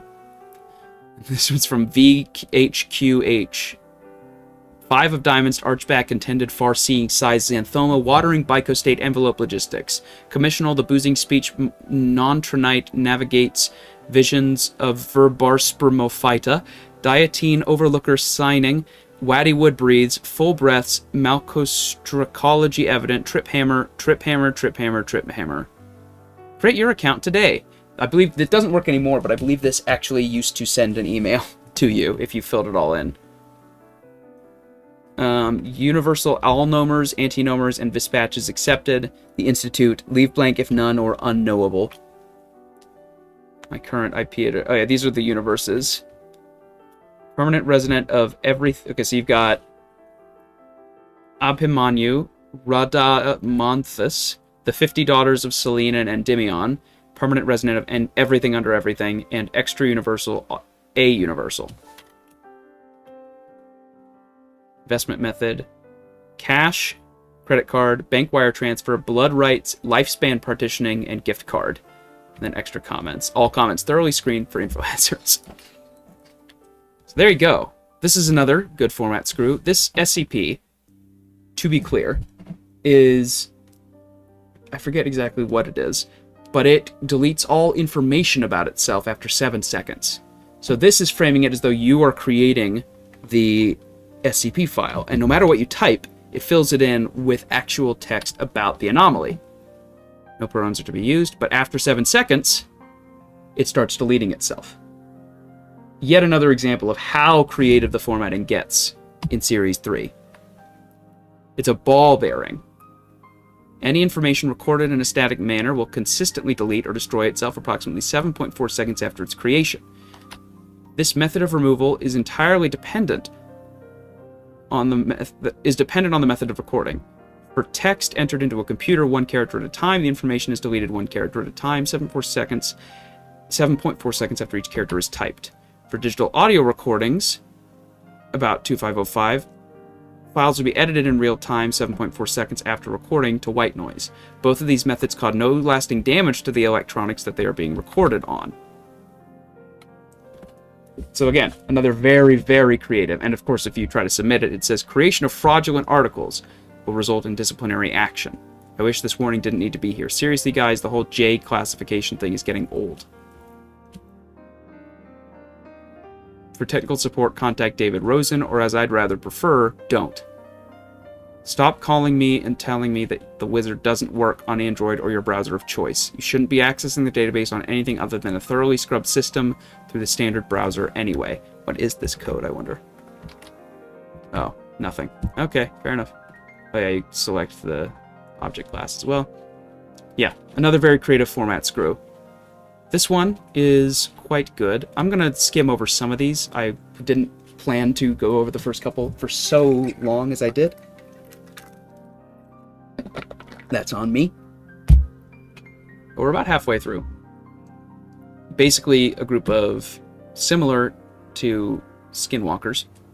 Invariably where, yeah, they resemble non-anomalous humans of Navajo descent. Demonstrate the ability to change their appearances and body shapes to various animals found in the southwestern United States, particularly those that are prominent in Navajo culture, such as coyotes, foxes, wolves, eagles, and crows. This effect is voluntarily triggered, and all captured instances have shown the ability to change into at least 5 different animals. The field reports have suggested that certain instances possess the ability to change into 9 or more different animals. All instances possess eyes that resemble those of their favorite animal to mimic. Most demonstrate normal human vision. It is estimated that roughly 100 instances exist outside of containment. They've been noted to travel in migratory groups, pursuing a hunter-gatherer lifestyle. Interviews with captured specimens suggest a tribal structure akin to that practiced by the Navajo people in the pre-Columbian period. Specimens have shown extreme aversion to human contact. No instance has been encountered in the field since 1983. Those signs of habitation have been found. Instances demonstrate expertise in bushcraft skills. Knowledge has existed since the mid-1800s, when the American Secure Containment Initiative, a predecessor to the Foundation that was based in the U.S. from the 1790s to 1940s, first made contact with the Navajo people. Said people gave their first description of them to an agent, which is currently the oldest record. These beasts may adopt the skin of all varieties of animals to bewitch the minds of men, as well as calling in a voice so pure and innocent a man would not dare to question it. Some prefer the skin of a human, while others prefer the ways of the common animals. Their claims as to the mental properties. One of their shamans swore up and down that they could know whatever a man was pondering with the lightest force of will. Should one of them glare at any poor soul, the unfortunate man shall lose all control of his limbs and mind. Had I not witnessed one of these monsters with my very own eyes, I should not have believed such an outlandish story. Nothing less than a highly dangerous threat to the peace. It is believed that an ASCI force was deployed to the region on the pretense of Native American pacification. Its existence to the public has been concealed. And then another article. Numerous documents. Upon review by the Ethics Committee, these documents were sealed from general viewership. Shamans begged of us our support in eradicating these creatures from the earth. Saw no reason not to accept the medicine man's offer and be rid of a dangerous beast at this time. Initial assault successful, stop. Casualties minimal, stop. Complete surprise, stop. Native allies pleased, stop. Cavalry fortifying, full stop. Devastating counterattack, stop. Animals in camp attacked, stop. Casualties high, 89 killed, 289 wounded, all forces retreating, stop. Immediate reinforcements requested, full stop. Quarterly SCI casualty, and now it just turns into a whole all-out war, and we see how many casualties, how many of these have been killed. 297 wounded, 89 killed. Disease spread in enemy, intentionally spreading an illness in them. Director Orwell, the Nald-Loshi War is concluded to our success. Were it I to choose, though, success is a poor word. Heavy Nald-Loshi resistance is all but gone, as all leaders are dead or captured. Yet for this cost, we paid nearly 400 lives, and our allies more than 1,000. We counted and burned over 2,000 enemy corpses. I fear that sporadic war will continue for the years to come, until the enemy is totally eradicated. But seeing the strengths of this foe, it may be many, many years until this is truly over. I hope that it was all worth it, John. Colonel William Tyson. And there's an interview. Please calm yourself, dear speaker. I do not understand what you were saying. I'm not mocking you. First you shun us for our arts and gifts that you so jealously coveted. Then you attacked us, provoking ceaseless warfare that has devastated us both. Then you twisted us into unimaginable monsters in order to destroy us, and now you have the gall to insult me so. Called us mind readers and violent beasts, as if I were no better than the worms that crawl through the earth and some sort of creature that was devoted to evil. Director's note.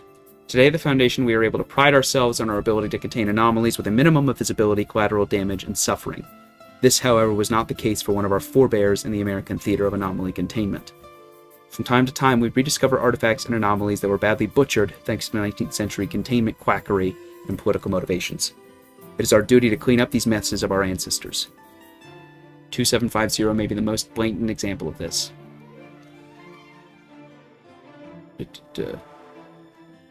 You see, Navajo mythology has never stated that they had a limit on the number of transformations possible, and we've never found a reason why the appearances have dwindled at a faster than expected rate, even following the purges.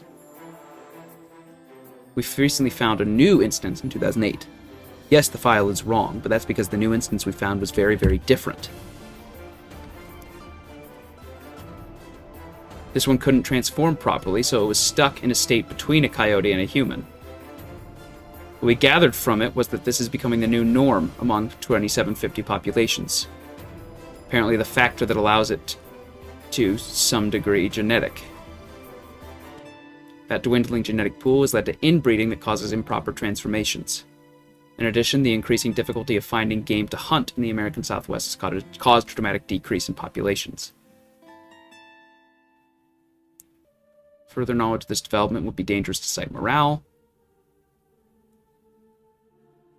The previous site director and the security committee that he assembled deemed that further knowledge of this development would be dangerous to site morale and chose not to reveal this information publicly. Quote, "The last thing we need," he said, "is more researchers taking pity on anomalies. Indeed, we are not kind to the anomalies that we contain, and we do not seek to humanize them. However, we do not destroy our anomalies, and we treat them in a logical manner. In this particular case, the wholesale destruction of an entire anomalous population thanks to political motives and shoddy evidence is inexcusable. Never forget the consequences of your decisions. Anything you choose to do here should not be taken lightly. Jeremiah Whitfield, Site Director." I believe... Whitfield. No, I wasn't sure if it was related. But yes. So another example, this time, of really showing how horrible the Foundation can be at times, especially in their predecessors, and how times change. 2852. This is a weird one. We won't go over it too much. Basically, it's a middle-aged white male who shows up at family gatherings, weddings, funerals, etc., and trigger some sort of event, which causes, blue level, children being baptized. It causes people to... Baptized child has a chance of dying well above the national average. Personality disorders. Oh my god, my music. Again, with this. There we are.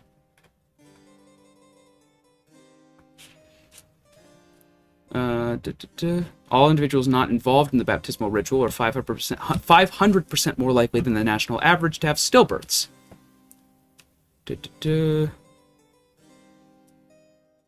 Children exposed to the song of cicadas will respond with extreme anxiety.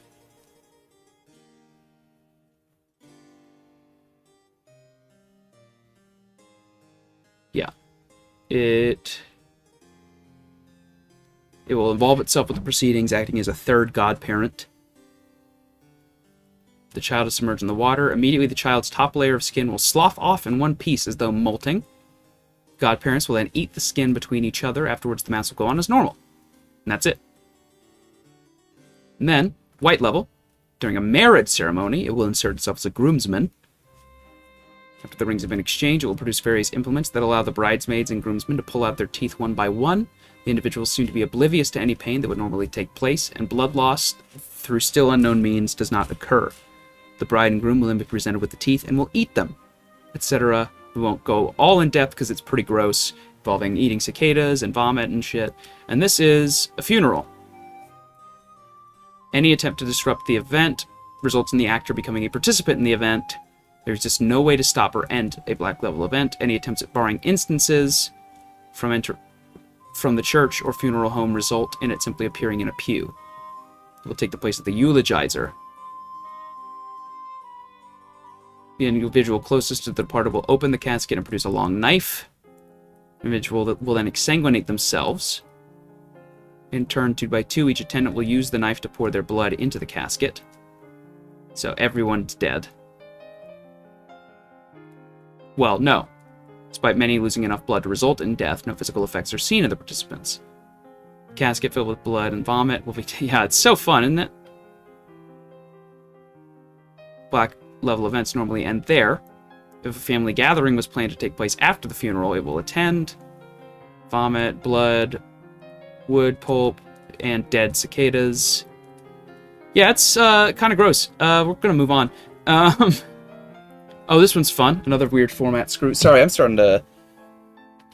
I'm losing steam, and we still got a ways to go. So I'm going to go quick with these ones. This is one where the formatting is all wacky. Like, even the licensing is upside down. And then we go down here. Let me click. This is a story all about how my life got flipped, turned upside down. It's an episode of A Fresh Prince of Bel-Air on a digital video disc. And it will have its vertical and horizontal axes inverted. This effect persists regardless of the orientation of the viewer. So if you turn your head, it will always be upside down, even if you turn your head sideways. Any written descriptions are similarly inverted, though this inversion appears to be static. Production information, air date of 1999, 3 years after the episode ended. Foundation staff are credited as producers. The video depicts Will Smith and Alfonso Ribeiro sitting at what appears to be an outdoor cafe. After 1.3 seconds, both actors and all loose items fall out of frame into the sky. The camera continues to film the table, which is secured to the ground for 4.8 more seconds, during which a laugh track plays. And then it's a whole clip of them flying into space, eventually suffering from atmospheric hypoxia. Camera zooms into a close-up of Will Smith, now suffering obvious symptoms associated with a low-pressure environment. He appears to regain consciousness, and the wind sound ceases. The actor states, "Uncle Phil always told us not to get high," before the episode ends with an additional laugh track. Credits continue for another 57 seconds. Baseline viewing. Subject suffers from a rare spatial orientation disorder, inverting all images subject perceives, otherwise same as baseline viewing. Subject was again unable to correct inversion, appeared confused by effects, and was slightly agitated until amnestic administration. Continued monitoring of subject has revealed no additional information. Viewed video content through a pair of lenses which inverted all visible light, otherwise same as baseline viewing. Inversion remained uncorrected, subject complains of neck pain following test. A copy of the video content was altered to be compatible with 3D glasses. We provided 3D glasses. Subject suffered a severe neck injury upon impact with the ceiling. Appeared to be repulsed from the floor at a rate consistent with the inversion of gravitational attraction. Upon removal of glasses, the subject was affected by gravity normally. Measures were taken to ensure no secondary injuries occurred. Subject began to hum the Fresh Prince of Bel-Air theme song approximately 75 seconds into playback. Subject reported that typical inversion had ceased. Video playback was not altered from its original content, and a second playback, with subject instructed to remain silent throughout, resulted in typical effects. Temporary reversal of inversion effects until the end of playback with as little as 5 seconds of either humming or singing this theme song. Which is why you have to read the lines of the lyrics of the theme song, which reverses the inversion effects. So there you go. It's just a weird one. Weird, fun format screw. This one, we're not even going to touch 17. It's so long. It's like 26,000 words. I wanted to put it here as an example of just how ambitious the Foundation and the Wiki have gotten from 2007 to now. It's long. It's got a lot of logs. Containment update, all these things, and then recovered log, automated message, exploration logs, recovered data, collected data logs, recovered audio transmission, updated exploration memorandum, exploration recovery, debriefing. It is one of the longest articles on the site. I think it's brilliant. It's definitely divisive. It follows essentially an alternate universe's version of a Foundation site that was never completed in our universe, and then suddenly shows up in ours, and is filled to the brim with all sorts of anomalous threats, and Foundation personnel, some of whom are in fact direct analogs to ones in our universe. And the entire article is the subsequent exploration of this facility, the attempts to rescue the alternate universe's personnel, and exploring the lore of this alternate Foundation that this facility comes from. It's brilliant. I highly recommend it. It is basically like novella length. It's great. Anyway, 3x53. This is another weird one. Similarly Douglas Adamsy to the envelope logistics one. Did I go too far? Yes. It is an anomalous legal entity. It appears it was unintentionally created during the course of a complex multi-jurisdictional commercial tax litigation proceeding. Came to the Foundation's attention when unusual pleadings and documents demanding various writs and equivalent judicial action began to be spontaneously filed in courts and equivalent bodies in various jurisdictions throughout the world. Filings identified as originating from 2553 were made in, among other courts, the United States Bankruptcy Court for the District of Delaware, the Coroner's Court Division for the Resident Magistrate of Kingston, Jamaica, the Federal Shariat Court of the Islamic Republic of Pakistan, and the Ecclesiastical Court of the Russian Orthodox Church for the Diocese of Alaska. A high proportion of these filings were devoid of meaningful semantic content. One early finding, which it filed with the Provincial Court of Newfoundland, was captioned as Trustee of Clark versus South American Ministry of Agriculture, Forestry, and Fisheries, and formatted like a legal complaint, but consisted only of the letter M repeated several 100,000 times. But some, due to their complexity and apparent sophistication, were erroneously approved, in each case granting to it certain legal powers. Rights and powers thus acquired include... Hang on, I'm trying to make sure we can read them all.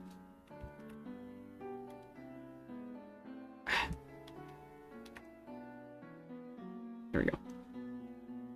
Ownership of several hundred acres of undeveloped land in Baja California, the power to approve mergers between banks in Denmark, the status of executor of the estate of a certain deceased Wisconsin man, the power to unilaterally revise the Motor Vehicle Code of South Dakota, the authority to officiate at weddings aboard Canadian naval vessels in international waters, the power to discipline and court-martial soldiers in the Turkish army, the status of legal guardian of several hundred children in the Canadian state foster system, the Connecticut state foster system, and the constitutional authority to cause Brazil to declare war. The containment was developed by the Foundation's legal department. Just making sure the zoom is back to the same. With cooperation from as required from appropriate government agencies. Office of the General Counsel of the World Trade Organization, the UN on international trade law, all these different things. With the cooperation of those organizations, it was merged with and into a Foundation-created shell corporation, the governing documents of which specified that its board of directors would consist solely of duly appointed Foundation officers. After containment was established, analysis by Foundation researchers established that both 2553 and a separate Foundation-controlled corporation had the legal power and authority to amend the text of a Form 8K filed with the U.S. Securities and Exchange Commission. With the cooperation of the SEC, the document in question is maintained as a public record, but its contents are kept confidential. Through the process of amending and deleting text from that document, a limited facility for communication has been established. Interview log. 2553, is that you? The undersigned hereby irrevocably amends this instrument so as to vest in the undersigned the authority and power. That isn't going to work. This exhibit is a precatory statement. Amending it won't give you any power to.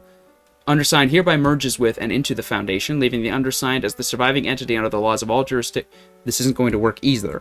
The researchers here want to ask you some questions. Can you explain how you came, wherefore the undersigned party of the first part demands and prays for immediate relief? Am I being detained? How you came to be in this existence? And how are you changing this document? What is the process by way of which you are filing amendments? Be it resolved that Katz, a natural person, has no power, jurisdiction, capability, authority, or competence to directly or indirectly rule, govern, control, or exercise dominion or supervision over the party of the first part. Further affiant saith not. Compliance with our research will be rewarded. I can have a Foundation front entity declare an in-kind distribution of good and valuable consideration to you. On the other hand, I have been issued a power of attorney with authority to file your articles of dissolution. It has been duly executed by your board of directors, witnessed and apostilled, and recorded by your secretary and sole officer, who is me. See Exhibit 10, attached herewith and made a part of this schedule as if set forth fully herein. Let me also remind you that since that last merge, the Foundation is your stockholder, and the Foundation controls the laws of the jurisdiction under which you're organized. We can dissolve you, we can revoke your charter, and we can tax you. Pause for several hours, after which the document was amended to include the following text. In witness whereof now comes the affiant, deposing and declaring that the undersigned party of the first part covenants to observe and fulfill applicable and binding directives, instructions, and orders issued by the relevant jurisdictions. The undersigned affiant does not understand. Please don't hurt me, I'm afraid. So the Foundation basically just legalizes their way into controlling it. And it just, begs for mercy. Again, very Douglas Adams-y, very fun. 2422. Which one is this? Oh, we've talked about this on stream, but I just wanted to mention it again briefly. Another example of the format being used very creatively. The main article is not telling you all that much, and then there is a separate tail that expands upon them and tells you a lot more details. 2719, a weird one. This is where you start getting really abstract. It's a variable abstract metaphysical construct pointer. Concept acted upon by 2719 will either go or become inside. So an Opel Astra, a car, was inside. This D-class went inside. Went inside. D-class became inside. Another D-class went inside. So, okay. To explain, again, it makes something either inside or go inside. So whatever is inside or becomes inside is the object of focus. Anything that quote-unquote went inside goes inside of whatever inside is. It's very semantically confusing. This car is inside, the 2000 Opel Astra. So when this D-class went inside, they're in the car. This D-class becomes inside, takes the place of the car. This D-class goes inside, which means they're inside of the D-class. Not great. This containment unit goes inside of the D-class. D-class dies. This containment unit went inside of him as well. This containment unit becomes inside. These three D-classes go inside. This D-class becomes inside.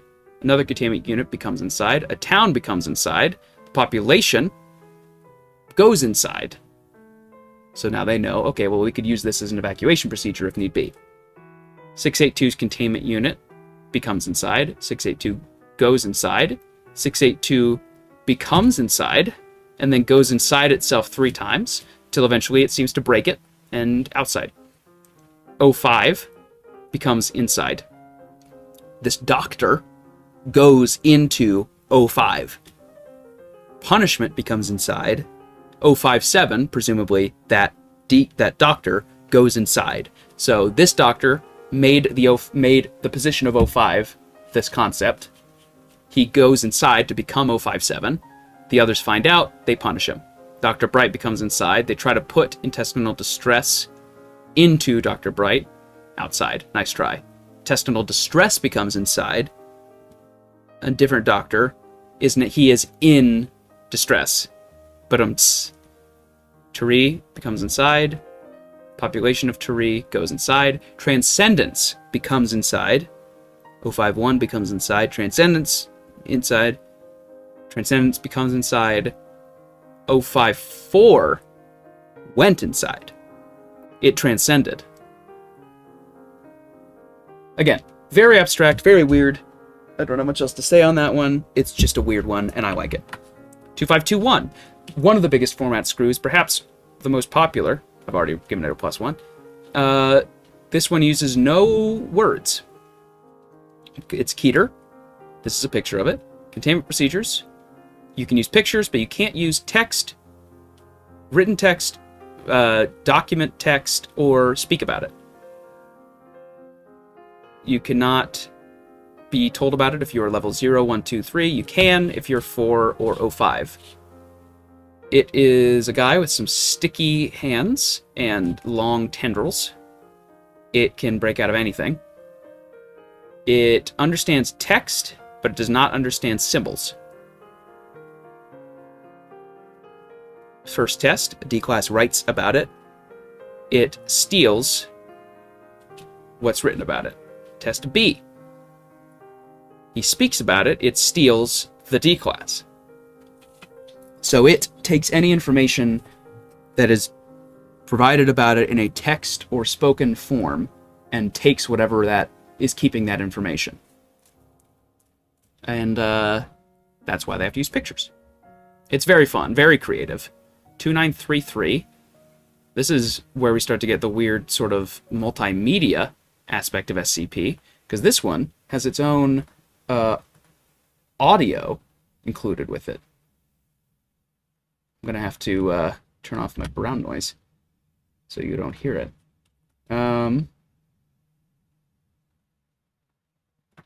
So this one is part of a larger series of... there's a anomalous figure named Dr. Wondertainment, who's sort of a Willy Wonka of the SCP world, makes toys and different things, and there's a series related to it called Little Misters, one of whom is kept inside this weird steel structure. It is labyrinthine and inconsistent. Passages have been observed as changing, moving, or disappearing completely. Any individual or machine that enters will slowly begin to show signs of iron oxide corrosion, rust, on their exterior surface. This affliction is believed to be permanent. The corrosion spreads across the entirety of the subject before affecting the subject's inner mechanisms or organs. Dash A is an unknown humanoid entity located within the lowermost sections.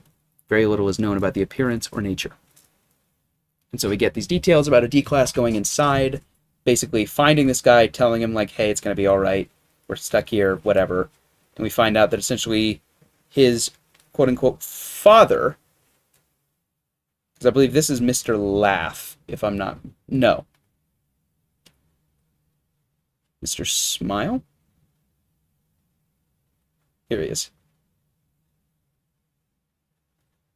Mr. Smiles, yes. My father built this for me. He told me that it would keep me safe, or keep people safe from me. Father told me oh God, I'm sorry, that he would come back for me once he was finished. He needed me for something, and I wanted to be the best son I could be, right? You see, Father was very sick. The rust was inside him. So he promised me that if I took the rust from him, that he would make smiles for everybody. That's what was important, that everybody was smiling. There's something about the rust that really, it really terrifies him. He didn't even want to look at me. That's just fine, though. I understand completely. Guess you wouldn't know what I could do about this, would you? Oh no, nothing you can do about that. The pain really only gets worse from there, too. Got any smokes, kid? Can you feel the rust inside you? Yeah. And then, get this one little bit of audio.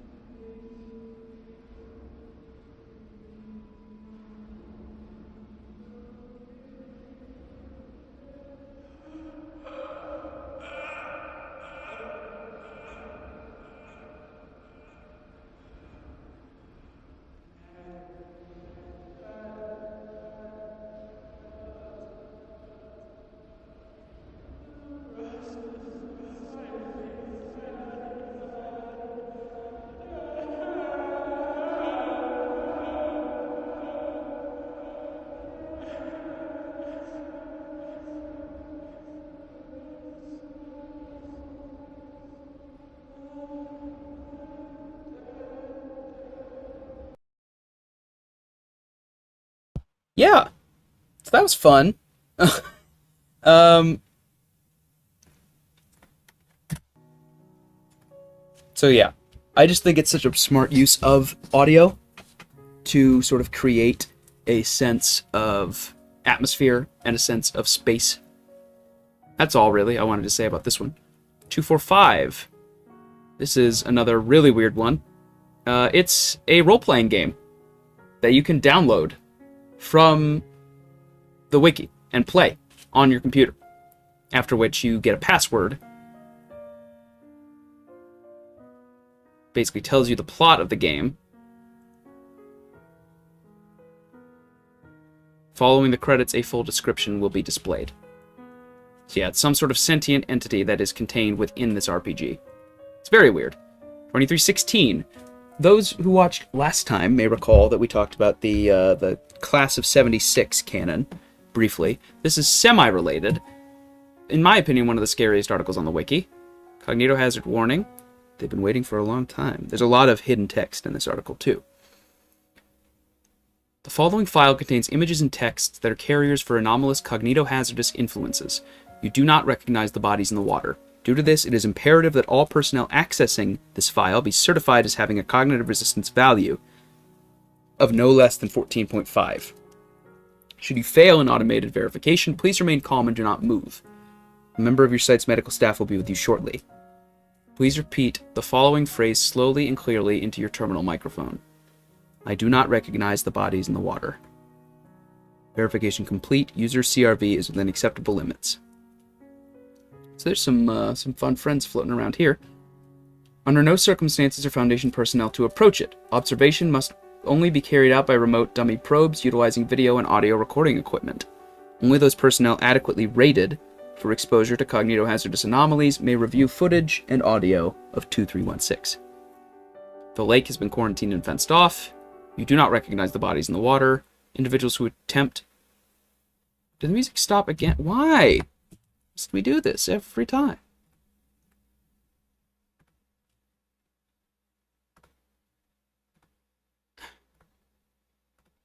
Come on, music.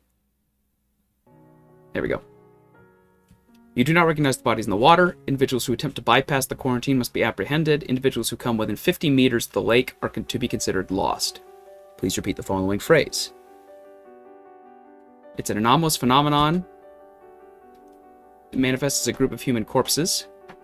Due to the nature of it, it is uncertain how many individual corpses exist. The number is currently estimated at 45, but has been estimated as high as 200 or more. The identities of these corpses are unknown, though DNA testing has been inconclusive. While it appears to be individual instances, it is theorized that it may instead be an entity composed of a collective consciousness, a hive mind. They do not act on their own, but do seem to be able to act collectively as a... I know who they are, I know their names, each and every one of them, don't you? Single unit. The individual instances are... Jeremiah Feynman, Arthur Scott, Denise Clark Hart, cognitohazard removed. Edit locked. Unrecognizable, and you do not recognize the bodies in the water. Puts a powerful cognitohazardous effect, causing those who have viewed it, are aware of certain parts of its nature, or who were enrolled in cognitohazard removed, invalid, presumably the class of 76, to believe that the individual instances of 2316 are human beings they recognize typically from their childhood. They're lying, they know damn well who they are. The cognitohazard is real, but it's just their way of crying for help, of letting people know who they are, who they were.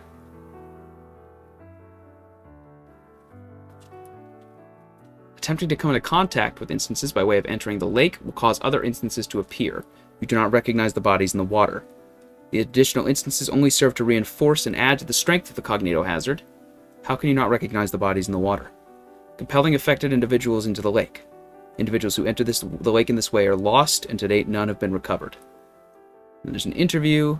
They don't want to show you, but I will. Below. Please repeat the following phrase. Verification incomplete. User CRV influenced by active cognitohazards. Please stay still. A site of your site's medical staff will be with you shortly. Invalid entry. Below, below, below, below, below. You don't have a lot of time. You'll need to get away quickly. Go back to the lake. Go into the water. Look into their eyes. It's your friends, your classmates. You took the trip to the lake in the fall of 75 together when you were young. Don't you remember? Look into their eyes. I know you could hear them talking to you, just like they talked to me. Don't let them tell you it's just a cognitohazard. This was their fault. They caused this. We were all innocent kids, don't you remember? And you just got away, you and I. The rest of them are at the bottom of that lake, waiting for us to go back to them and be whole together again. They want us to know. They want us to remember. Wake up, goddammit. Remember the fall of 75. The year we were supposed to graduate. Don't let them make you forget. They're calling to you. Can't you hear them? Can't you hear them? Can't you hear them? Can't you hear them? I know you can. They're waiting for you. Go back to the lake. And then this leads to a tail. I don't believe there is a...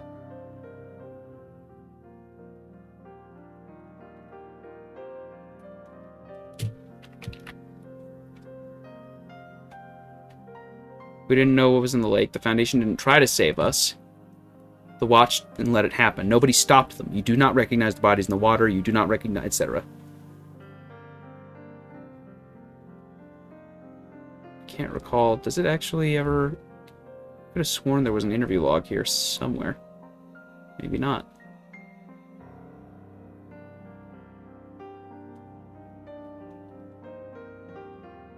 it does it as I recognize the bodies in the water. Ah, here we go. You need to see this. They were your friends. Did you ever feel compelled to enter the water, like something was pulling you in?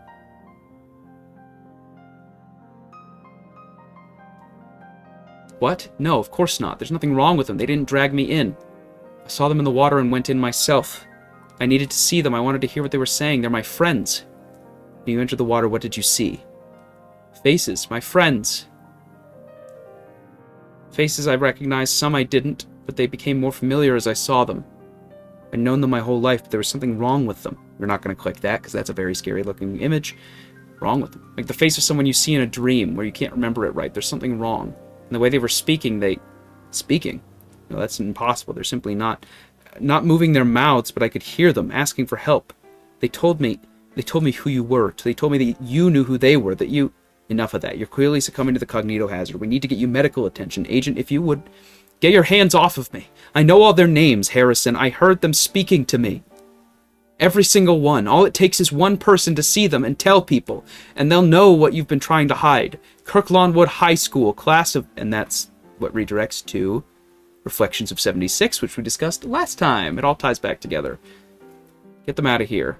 And that's what leads to... Then it links to a tale, which we will not go into. Very creepy, very cool, etc. 2774, another contender for very scary. Safe color edited still image of 2774-A. It's another Keter one. Any medium which contains -A. It's a mimetic image of an unknown humanoid entity, presumably wearing a sloth costume. Effects of viewing it set in between 40 to 100 hours after exposure. Those affected will begin to lose the ability to use cognitive functions or make higher-level decisions, except for a period lasting around 150 seconds every 24 hours. This period occurs randomly. Manifests itself in various forms of non-live media, including movies, television, magazines, and in some cases, personally recorded videos or pictures. It is typically located in the background of whatever media it appears in. There have been no instances on the internet. A single incident in northern Canada, where -A appeared on live local television, resulted in the relocation of over 4,000 people. This image only retains its anomalous properties if the image contains hues of red or green. Therefore, those with deuteranopia or other forms of color blindness are not affected by it. It is believed to possess mimetic properties that are enhanced based on the number of people it infects. Manifestations appear to become more frequent as the number of living victims increases. After the implementation of Protocol XXJ9, reports of manifestation dropped significantly. Tests show that including the colorblind, it does not affect the majority of people who view it. It is estimated that under 40% of those exposed are actually affected. This percentage is also directly affected by the number of living victims.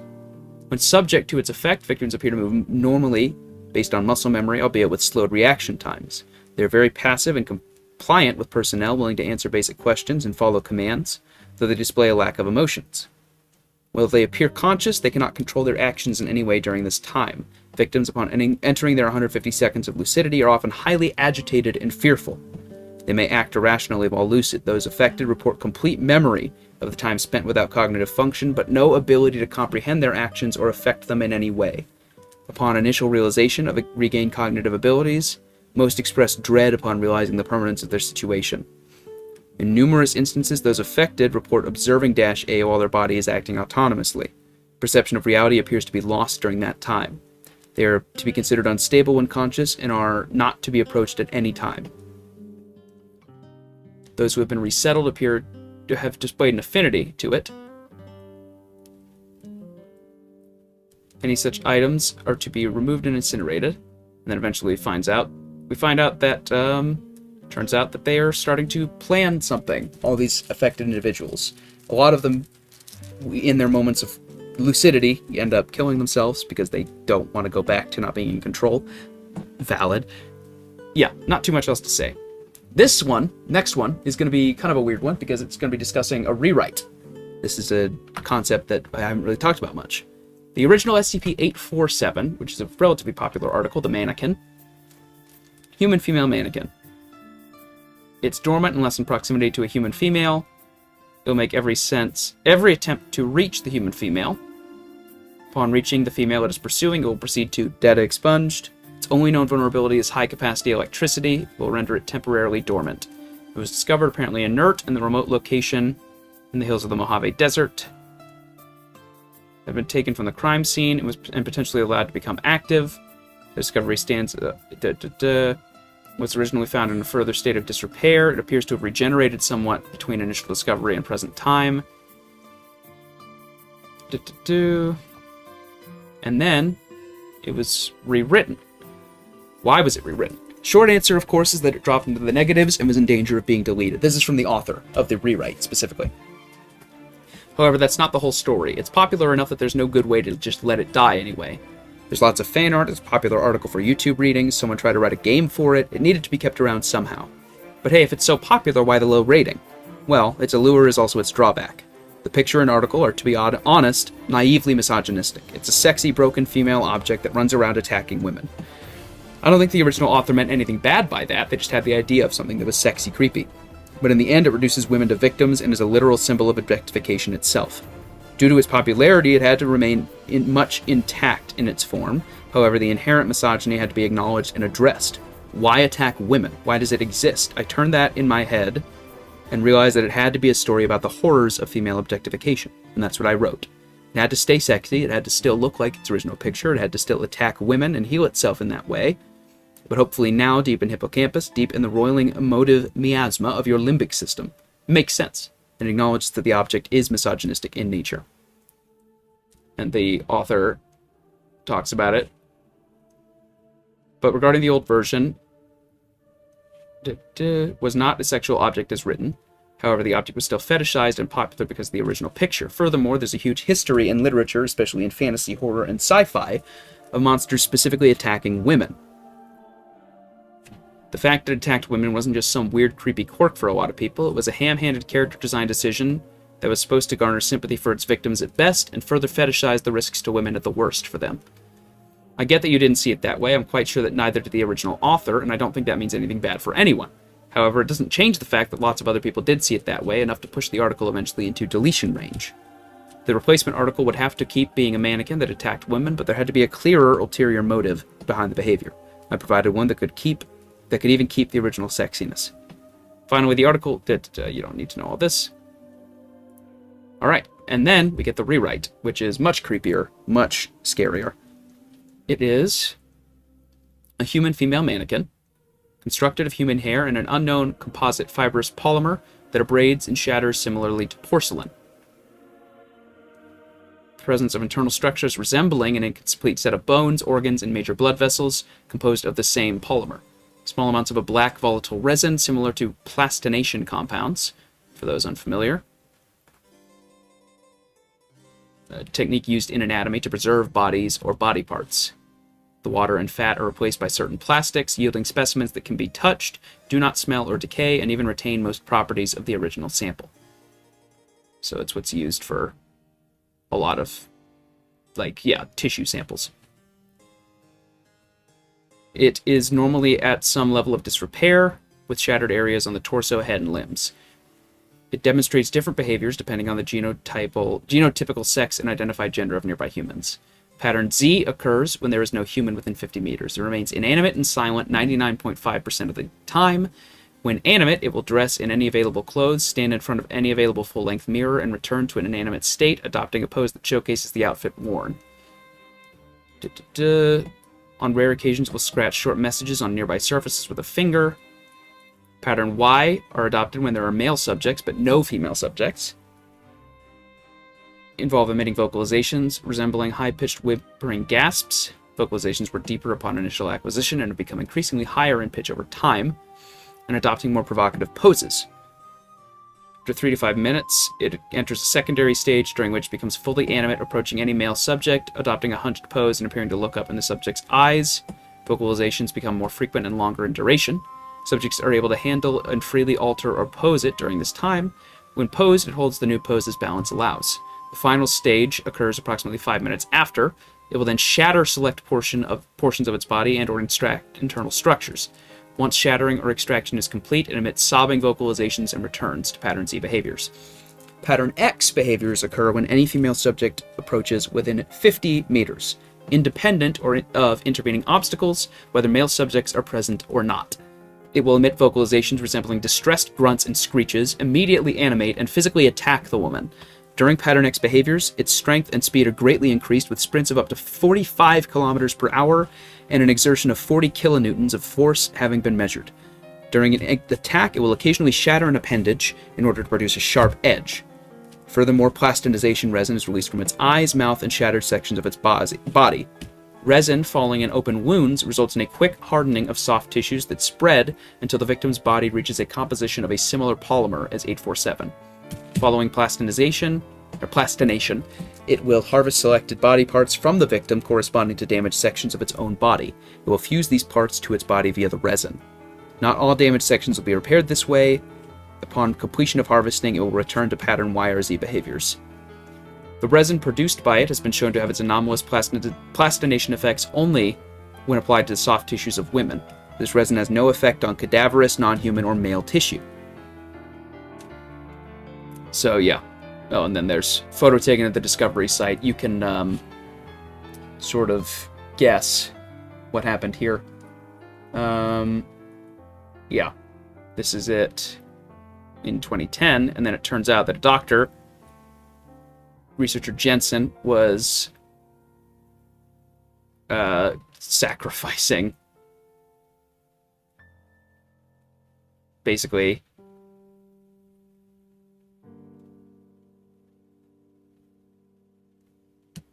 it turns out that researcher Jensen was replacing parts of it and giving it D-class, basically, to fix it up. And then we find it become fully intact under researcher Tyler Jensen's supervision. Reprimanded, discharged, and stripped of all standing within the Foundation due to multiple ethics committee and standard procedure violations that resulted over a period of 2 months in the death of 9 T-class personnel and ended with Jensen affecting the containment breach of 847, resulting in an additional 2 fatalities. And then it does a test with another D-class. And then these are the messages it's written. So very creepy, very weird. Basically turns women into plastic so it can rip off their body parts and attach them to itself. No, thank you. 2403. We're near the end. This one's pretty simple, pretty short. Phenomenon between the last step of the stair flight of the second floor and the second floor landing in Site 45. Whenever a sentient bipedal being descends the stairwell, they will be instantly transported to another location in space-time. In all cases, the locations are observed to be mainly areas of high altitude with abrupt vertical cliff faces. Any subject transported will be positioned to step and fall off these cliff faces regardless of any foreknowledge of the phenomenon. Subjects will experience free fall at a normal rate during this phase. Before making contact with the ground, they will be instantly transported onto the second floor landing. Yeah, they experience time dilation. The time from the point of origin is nearly instantaneous. However, they experience the full duration of the freefall. No other physical objects have been seen to return, such as rainwater, dust particulate gas trapped in the subject's lungs, subject's inertia, or subject's momentum. And then they do some tests. Subject is asked to descend at a normal pace. They start screaming, remain in a panic state, 5 seconds before appearing disoriented and then stumbling toward the adjacent wall. Shows that they were falling from a bridge into a gorge. Asked to descend at a normal pace, they're instructed to jump over the last step. They were treated for a sudden cardiac arrest and revived. They have no detailed memory other than the sensation of falling. Captured a full 18.9 seconds of freefall footage. Europe's highest cliff. Jump over the last 3 steps. They're dead. Sudden depressurization. They fell from Mars, which is an issue if you're wanting to, survive. Now they jump over the last half of the flight. The subject's body shatters. Frozen solid. The suit appears to have been torn along the right leg. 12.2 minutes. Subject experiences a hard impact against the wall, rupturing the suit. Level 3 access. They do another test. Jump over the whole flight of stairs. Makes hesitations known. Sure that any injuries will be treated in the infirmary. Running start and jumps to the landing. Subject disappeared. No sign of the subject or the video recorder until unit exiting was observed. And that's what we know. So the longer the more steps you skip, the longer it takes for you to come back, and the further you go. Which is why the D-class that went to Mars didn't come back until after they'd hit the ground. They were there so long that they didn't come back in time. 2935. Another good one. This is a long one. We won't go too in-depth. I'll just summarize it. The Foundation finds this weird limestone cave that leads to an alternate dimension. In this dimension, everything's dead. Everything. Nothing's decomposed, of course, because the bacteria are dead. The flies are dead. Everything is dead. It's just a completely dead universe. And they find out, by digging around, that they came from that same limestone cave, where they went into a different universe that was also dead. And that only after coming back from the cave did everything die. This leads to the horrible realization that if they leave this universe, they'll kill everything in their home one. So one of the researchers decides to stay behind and seal up the cave. That's the extent of it. But it's a very morbid, very dark article. It's very good, though. Getting very close. This is another big format screw. It'll look shifty if you take too long to clean up. Don't read all this at the same time. One reads while the other two mop. If you start to feel crook, stop looking at the lamp. Don't cover it or someone will come in. Object class Keter. Update number if slot taken. Why don't we just leave it? 9001, of course, because it's got to be over 9000. Foundation personnel other than us D-classes can't know this thing exists. It stays between us. If someone tries to tell them about it, fuck them up so they won't or can't. Yeah, you'll probably get into deep shit for it, but it's better than the alternative. If someone who isn't a D-class comes in and reads this, kill them. Just break their skull or some shit and scratch the wall this is on so nobody can read it. Try and make sure you tell someone else about all this first, though, so we can keep it controlled. It's an idea that infects people who know about it and takes over their minds slowly. It's some ancient mind from an alternate dimension, we think, that's trying to get into ours and take it over. It's smart, so it'll spread around the Foundation real quick if it gets a chance, which is why this is scratched into this wall away from cameras. By now, you'd be hearing that faint whispering. That's the thing we're containing. If you can hear it, there's no turning back now. You're stuck with this until you die, which you can do early if you want. We don't know how long it's been around, since everyone seems to vanish every month. Spoiler alert, you don't get out, which makes it hard for information to get around. What we're left with is this, which is just Chinese whispers and such. Give it a proper number, but to do that we'd have to tell someone, which would be counterproductive, so instead we just get the occasional disgraced researcher to tell us when the number has been used. The format's been like this forever. I don't think any of us even know what Keter means. Whatever you do, don't let the guards or researchers know this is here. They only let D's in here to clean up, and the higher-ups haven't tested the lamp in ages, I think. And this is the only room in the site that doesn't have cameras in it, thanks to that lamp. Should be pretty obvious that this Foundation lot can do anything they want, so if they get taken over by something like this, there'd be no stopping it. So essentially, this is an article carved into a wall by D-Class. Because they know that if this were to get into the hands of the Foundation, it would take them over, and that would be it for humanity. That'd be lights out. D-Class taking matters into their own hands. I love this article because it intentionally flips the normal dynamic on its head. We have to keep information from the Foundation. It's brilliant. It's genuinely brilliant. This is one of the weirdest articles on the wiki. Allison Eckhart. Number, Allison Eckhart. Class, Keter. Until such a time in which experimental cross-contamination containment proposal Allison Eckhart or neutralization proposal Allison Eckhart can be enacted, Allison Eckhart and Allison Eckhart instances are currently contained in separate biohazardous Allison Eckhart containment cells at biosite Allison Eckhart. As per standard biosecurity procedures, Okay, I'm not going to read through all of this because it's gibberish. Sort of. What we learn is that it is Agent Allison Eckhart, a 31-year-old woman who was formerly a field operative for the Department of Analytics. They don't have any physical anomalies. Prior to containment, it had worked for 5 years as a Level 2 anomalous object recovery agent. It is an autosyncdokic semantic pointer. believed to be the result of an artificially induced conceptual fractal. Because of this, its Alice and Eckharts also possess the property of Alice and Eckhart and are thus perceived as Alice and Eckhart. So, Alice and Eckhart's hair is a full Alice and Eckhart. If it clips its fingernail, that fingernail will be perceived as a full Alice and Eckhart. And anything that comes into contact with it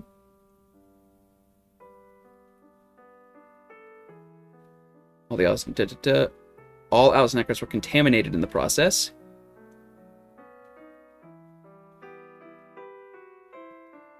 Site director Alice and Eckhart has expressed deepest Alice and Eckharts over the Alice and Eckharts involved in the incident. Embedded Foundation assets in meteorology offices report multiple cloud formations, presumably, suggesting the successful atmospheric dispersal of Alice and Eckhart. As a result, over 100 liters of Alice and Eckhart, following continuing casualties due to ingestion of something contaminated by her, a broken Alice and Eckhart scenario has been established.